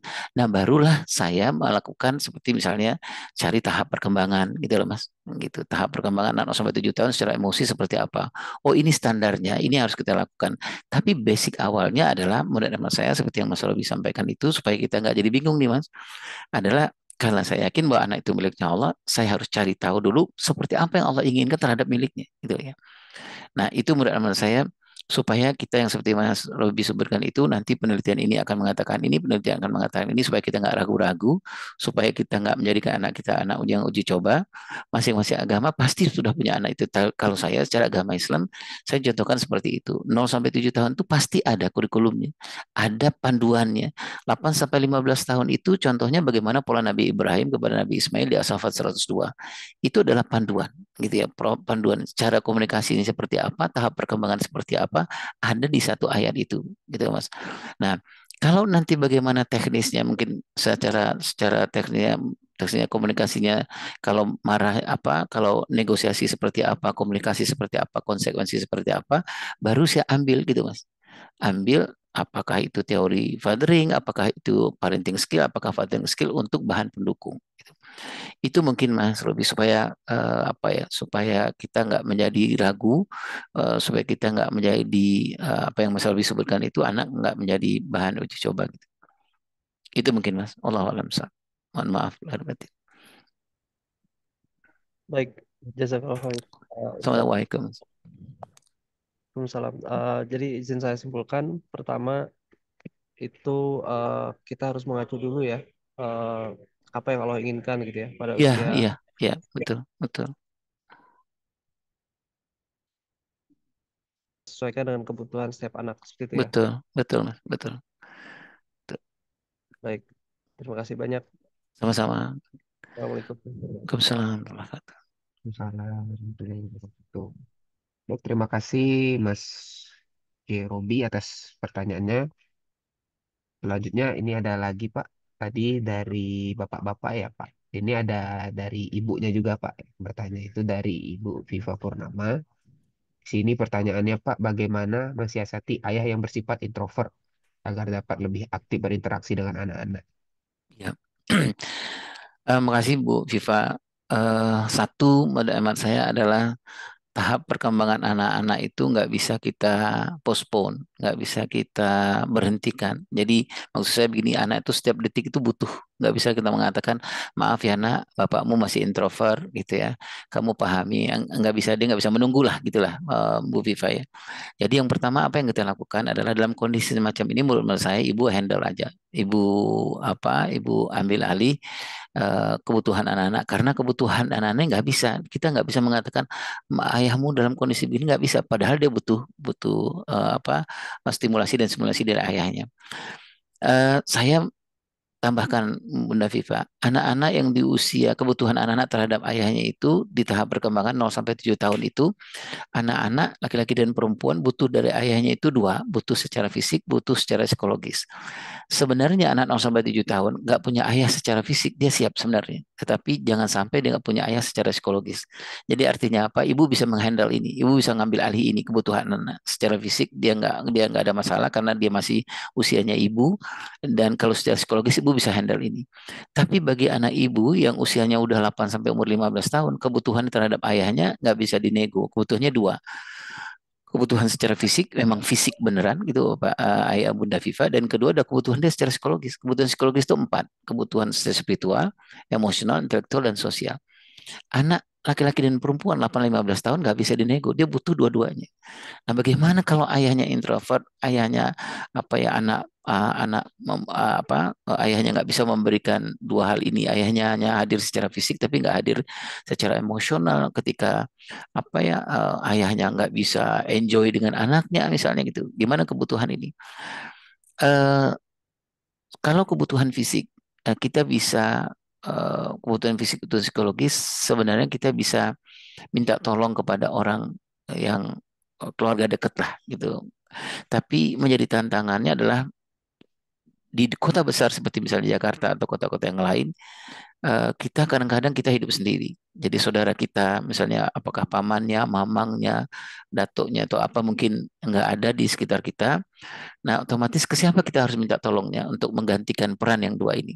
Kalau saya, Bu Viva adalah kita minta tolong ke sekolah. Itulah sebabnya menurut saya carilah sekolah jangan terlalu terpaku dengan fasilitas.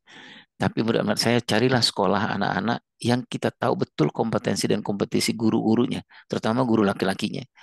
Sebab guru laki-lakinya itu yang nanti akan berperan sedikit banyak menggantikan kebutuhan anak terhadap peran ayahnya, baik secara fisik maupun secara psikologis. Kemudian yang kedua adalah sudah barang tentu ayahnya introvert ini uh, kita bantulah gitu Bu Viva ya. Jangan apa sebab introvertnya, apa sebabnya bisa jadi introvertnya itu karena memang pola asuh dia dulu di umur 15 tahun itu yang membuat dia introvert gitu. kalau pola asuh itu berarti itu utang pengasuhan. Nah, otomatis kita harus selesaikan utang pengasuhan ini. Kita bantu dia untuk membayar utang pengasuhan ini. Misalnya kalau dia nggak terlalu ekspresif orangnya, kita bantu dia untuk supaya bisa ekspresif gitu. Tidak ada kata terlambat gitu. Mungkin apa ya kita kita latih lah ibu bagaimana ya seperti ibu yang lebih tahu bagaimana cara misalnya untuk apa membayar hutang gitu, membayar hutang kepada anak kepada suami kita ini yang mungkin dia apa orangnya kalau anak-anaknya bilang ayah aku tadi nggak ada dia kalem aja gitu ibu ya. Nah mungkin ini utang pengasuhan ya yang menurut hemat saya kita bantulah suami kita untuk menyelesaikan utang pengasuhan ini. Mungkin nggak akan bisa selesai sampai 100%. Tapi setidak-tidaknya ada proses gitu. Proses mungkin 20%, mungkin 30%, setidak-tidaknya anak-anak mengalami itu gitu ya, bisa mengalami bahwa ayahnya sudah ada perubahan di dalam diri ayahnya. Itu mungkin Bu Viva. Mohon maaf kalau saya kurang-kurang. Baik, terima kasih Pak Irwan atas jawabannya. Untuk Bu Viva, bagaimana Ibu? Apakah ada lagi yang ingin ditanyakan, Bu? Oke, mungkin kita cukupkan ya Pak Irwan. Baik. Oke, untuk selanjutnya Pak, ada lagi pertanyaan ini dari Bapak Revol Sony. Pertanyaannya itu bagaimana kita sebagai seorang ayah dalam meningkatkan edukasi dan juga sosialisasi mengenai pentingnya memperkuat peran ayah dalam pengasuhan dan mengawal tumbuh kembang anak. Kita mengenai bagaimana memanfaatkan waktu luang di sela kesibukan bekerja agar dapat digunakan secara optimal Pak untuk mendampingi anak-anak dalam menyiapi anak-anak supaya bisa siap dalam menghadapi dinamika kehidupan. Ya, Mas Dava, kalau saya dua hal yang paling penting itu, yang pertama adalah jangan berikan waktu luang. Jadi maksudnya adalah luangkan waktu. Luangkan waktu itu menurut hemat saya adalah Pak atau Bapak atau para ayah.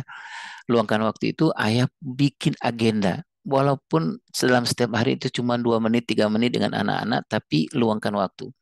Anak-anak punya punya kepastian gitu bahwa setiap hari pasti ayahnya ngomong sama dia. Walaupun 2 menit, 3 menit nggak ada masalah menurut saya. Jadi jangan jangan spending time, tapi menurut hemat saya adalah investing time. Itu yang pertama. Yang kedua adalah mau tidak mau memang harus cari ilmu, Mas Dava. Cari ilmu, satu ilmu yang menurut saya adalah ilmu tahap perkembangan. Jadi menurut saya kalau anaknya umur 8 tahun, carilah apa yang berkembang di anak umur 8 tahun. Apa yang paling menonjol. Kalau anaknya umur 14 tahun, 15 tahun, cari yang paling menonjol di umur 14-15 tahun itu apa. Saya ambil contoh, Mas Dava. Anak umur 14-15 tahun, paling menonjol itu bukan persoalan fisik. Bukan persoalan ini, tapi yang paling menonjol itu persoalan emosi. Kalau orang menyebutnya adalah puncak emosi itu ada sekitar umur 14, 15, 16 tahun. Jadi berarti cara kita masuk ke anak 14-15 tahun itu adalah emosinya yang disentuh gitu. Jadi bukan persoalan intelektualnya, bukan persoalan-persoalan sosialnya, tapi bukan persoalan spiritualnya, tapi persoalan emosionalnya gitu. Nah, berarti Bapak dan Ibu kalau kita bisa lakukan itu, Bapak mudah-mudahan kita akan punya kedekatan dengan anak-anak, punya kedekatan dengan anak-anak kita gitu. Karena apa? Karena kita tahu ilmunya dan kita memberikan luangkan waktu bukan waktu luang. Saya menyebutkan sekali, jangan spending time dengan anak-anak, tapi investing time dengan anak-anak. Gitu. Allahu a'lam. Gitu Mas Dafa. Baik Bapak, terima kasih atas jawabannya. Untuk Mas Sony, Mas Revo Sony, Pak Revo, apakah ada lagi yang ingin ditanyakan Bapak? Saya persilakan Pak. Apakah kita cukupkan saja?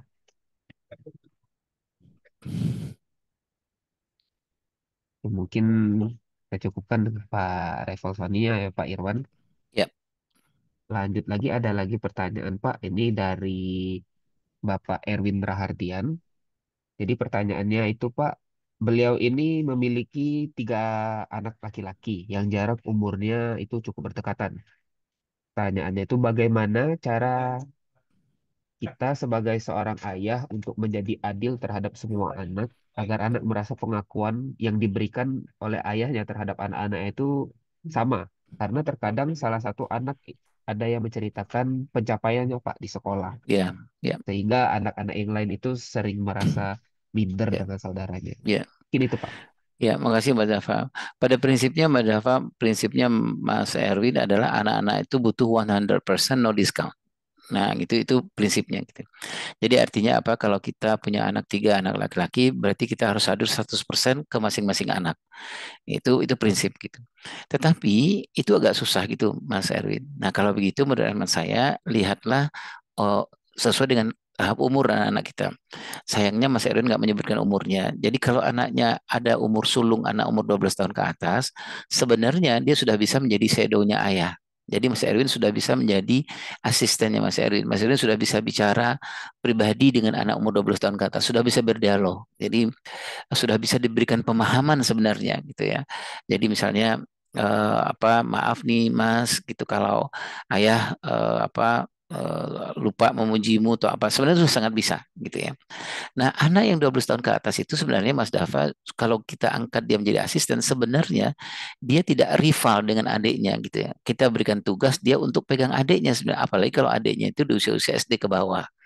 Jadi sehingga anak yang sulung umur 14-15 tahun ke atas itu melihat adiknya bukan rival, tapi melihat adiknya itu binaannya gitu loh Mas Dafa. Gitu. Nah sama seperti anak ETK melihat kakaknya itu bukan saingannya, tapi kakaknya itu adalah asisten ayahnya. Gitu. Jadi menurut hemat saya mungkin manajemennya seperti itu Mas Erwin. Prinsipnya yang pertama adalah memang 100% no discount. Makanya saya menyebutkan berikanlah waktu kepada anak, luangkan waktu gitu ya, jangan spending time tapi investing time gitu. Nah, yang kedua adalah mulailah kita mengelola anak-anak yang di usia 12 tahun ke atas itu bisa menjadi shadow, menjadi bisa asisten kita. Gitu. Jadi kasihkan dia tugas misalnya anak sulung, misalnya gini Mas Dafa pegang jajannya anak adiknya TK gitu. Nah, nanti anak TK dengan kakaknya ini itu dia nggak melihat sebagai rival gitu, tapi sebagai si kakak itu melihat adiknya itu sebagai bukan bukan saingannya, tetapi sebagai binaannya, sebagai apa ya, sebagai ya sebagai karena dia asisten dari ayahnya. Nah mudah-mudahan anak-anak tidak mengalami persoalan rival, mengalami sibling rivalry, tidak iri-irian gitu, karena dia merasa dia bisa kita bisa mengelola anak nomor satu, nomor dua, nomor tiga sesuai dengan tahap perkembangannya. Tapi pada prinsipnya adalah 100% no discount tadi. Terima kasih Mas Dafa. Baik Pak Erwan, terima kasih Pak atas jawabannya.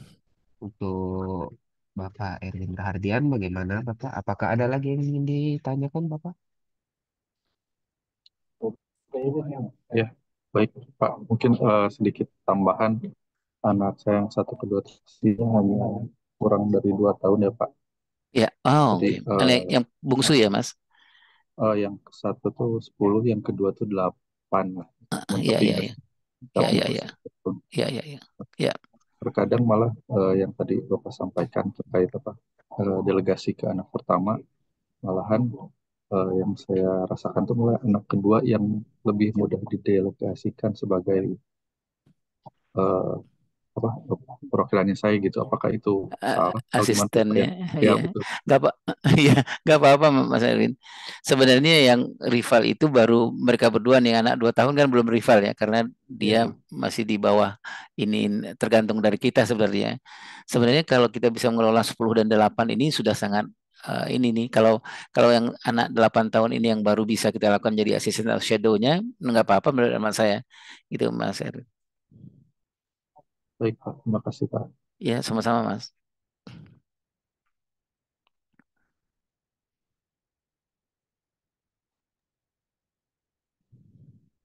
Baik, untuk selanjutnya Pak, mungkin ini pertanyaan terakhir kita ya Pak.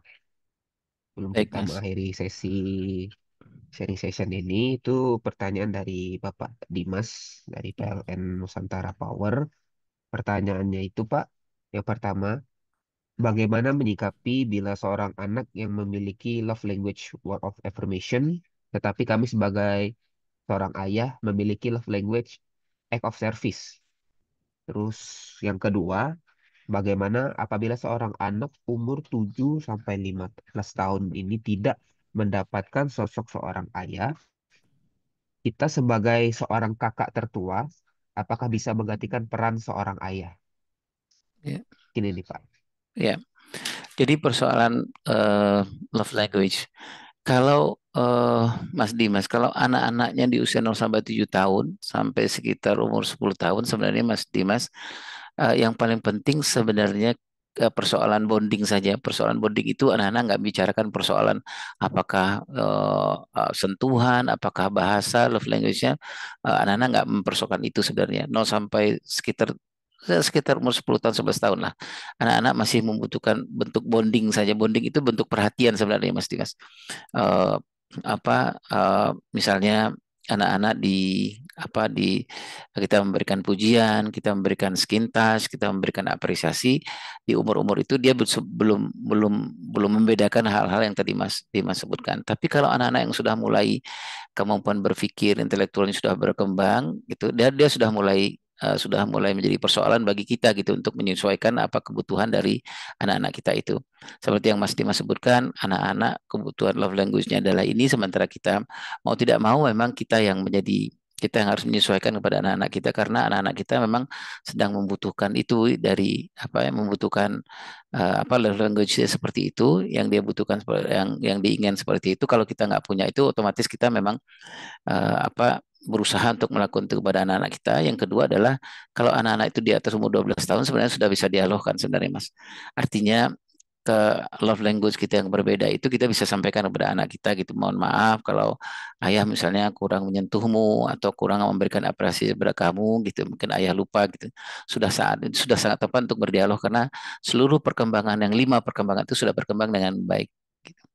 Kemudian yang kedua adalah apakah memungkinkan digantikan itu peran seorang ayah bagi seorang anak yang nggak mendapatkan itu oleh kakaknya? Secara psikologis bisa Mas, gitu. Secara psikologis, secara fisik bisa gitu. Tetapi menurut hemat saya ada hal-hal tertentu yang mungkin nggak bisa digantikan gitu Mas. Tapi daripada dia nggak mendapatkan peran dan tokoh dari ayahnya, menurut hemat saya ini adalah langkah yang terbaik gitu. Misalnya ayah kakaknya menggantikan kebutuhan fisiknya gitu. Misalnya kebutuhan dia terhadap fisiknya ayah. Tadi saya menyebutkan 0 sampai 7 tahun itu anak-anak yang paling penting itu adalah kebutuhan psikologis dari ayahnya. Apakah bisa digantikan itu? Misalnya kebutuhan psikologis itu ya kebutuhan tadi Mas, spiritual, emosional dan lain bisa digantikan? Bisa Mas. Tapi 0 sampai 7 tahun itu mungkin ibu aja yang menggantikan. Nah, kalau umur 8 sampai umur 15 tahun karena itu kebutuhan dia dari ayahnya, bisakah kakaknya menggantikan yang laki-laki menggantikan? Bisa Mas, tapi tidak optimal pasti gitu ya. Karena kalau kita berharap 100% terjadi attachment antara ayah yang sesungguhnya dengan dia, kita nggak bisa berharap seperti itu. Tetapi kebutuhan anak laki-laki atau anak perempuan terhadap ayahnya di umur 8-15 tahun yang dia dapatkan dari kakaknya, setidak-tidaknya mengurangi persoalan fatherless gitu, mengurangi kebutuhan kebutuhan kekurangan stimulasi dan simulasi yang harus didapatkan dari ayahnya. Mungkin kakak laki-lakinya bisa menggantikan secara fisik gitu ya. Untuk kebutuhan anak umur 15 tahun.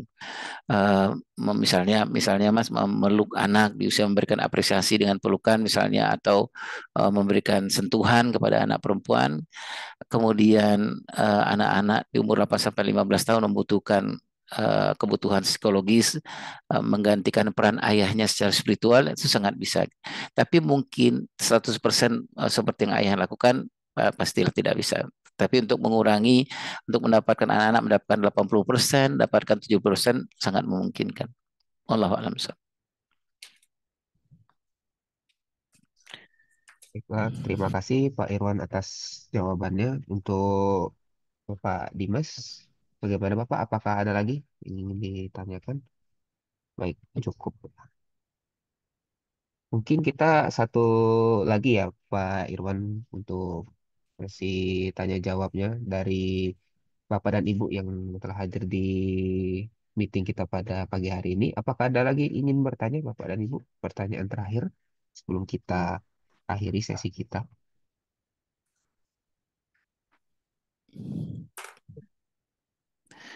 Mas Dafas, kalau Ya. nanti kepikirannya dari ibu-ibu dan bapak masih ada setelah acara ini bisa langsung ke WA saya sebenarnya Mas.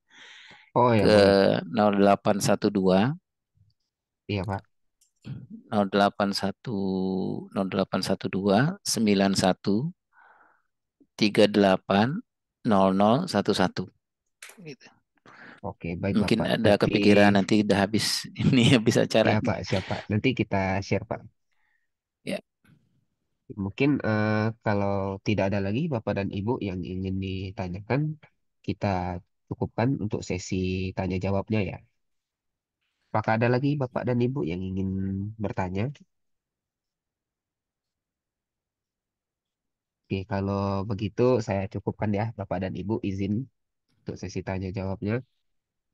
Dan untuk Pak Irwan, jadi begini Pak, kita untuk sesi tanya jawabnya ini Pak, kita menyiapkan hadiah yang cukup wow, menarik iya untuk iya, beberapa pertanyaan-pertanyaan yang terbaik nih Pak. Jadi dari beberapa pertanyaan-pertanyaan tadi, eh, apakah ada Pak 3 pertanyaan yang menurut Bapak itu cukup menarik Pak? Jadi mungkin bisa iya. dikasih tahukan ke kita eh, jadi kita bisa nanti list siapa aja nih Iya. pertanyaan-pertanyaan yang menurut Bapak, wah ini pertanyaannya cukup menarik nih. Nah, menjadi masalahnya, menjadi tantangannya Mas Dava adalah seluruh pertanyaan itu menantang tuh Mas. Baik menurut saya. Jadi panitia harus menyiapkan hadiah untuk seluruhnya menurut saya. Kalau misalnya dipilih 3 terbaik nih Pak, Iya. kira-kira yang mana Pak? Nah, itu tuh Mas memilih yang tiga ini karena semuanya terbaik itu yang susah Mas Dava. Bener sih, iya Pak, bener sih. Iya, iya. Saya serahkan ke penitia Eh, kalau dipilih yang tiga itu saya serahkan ke penitia. Atau yang pertanyaan yang pertama misalnya yang kedua ketiga. oke Bapak. Eh, karena kalau saya pribadi juga Pak, dari semua pertanyaan ini memang sangat Biasa itu. menarik Pak ya. Iya. Pak. Saya seorang laki-laki remaja ini yang menjadi calon bapak kan menjadi mendapatkan beberapa ilmu nih Pak terkait menjadi ayah yang Iya, hebat. betul. Bulan depan langsung Jadi aja mungkin Mas Dava. insya Allah Pak.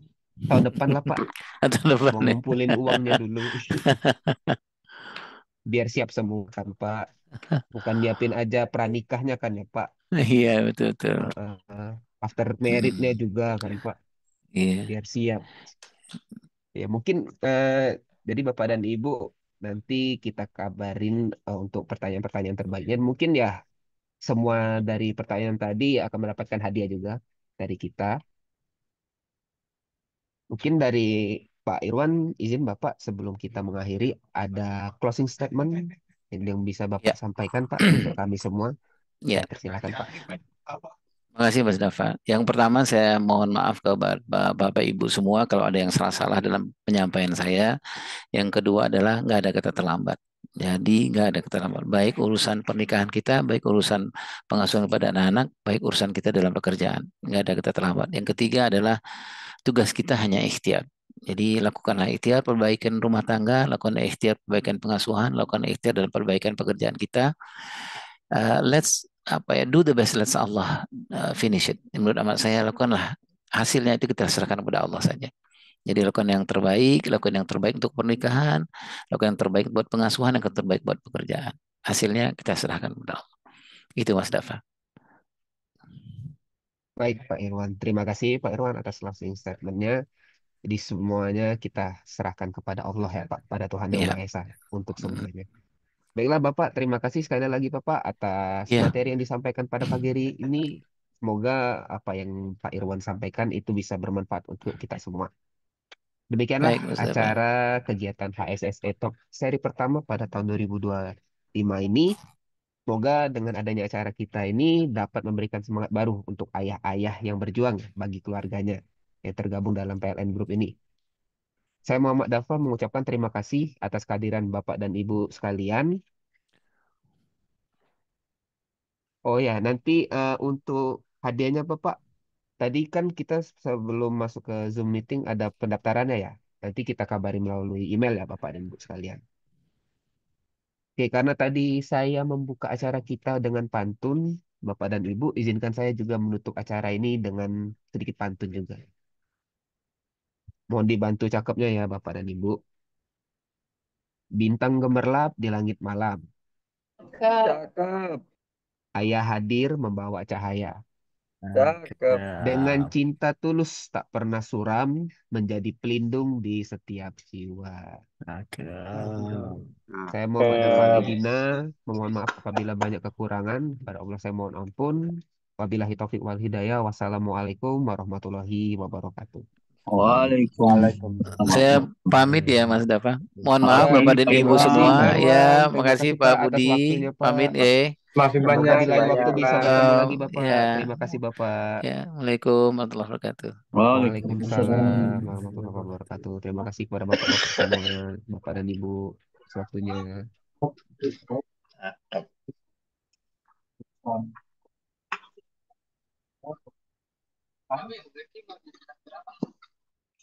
Tapi targetnya belum penuh. 1.000.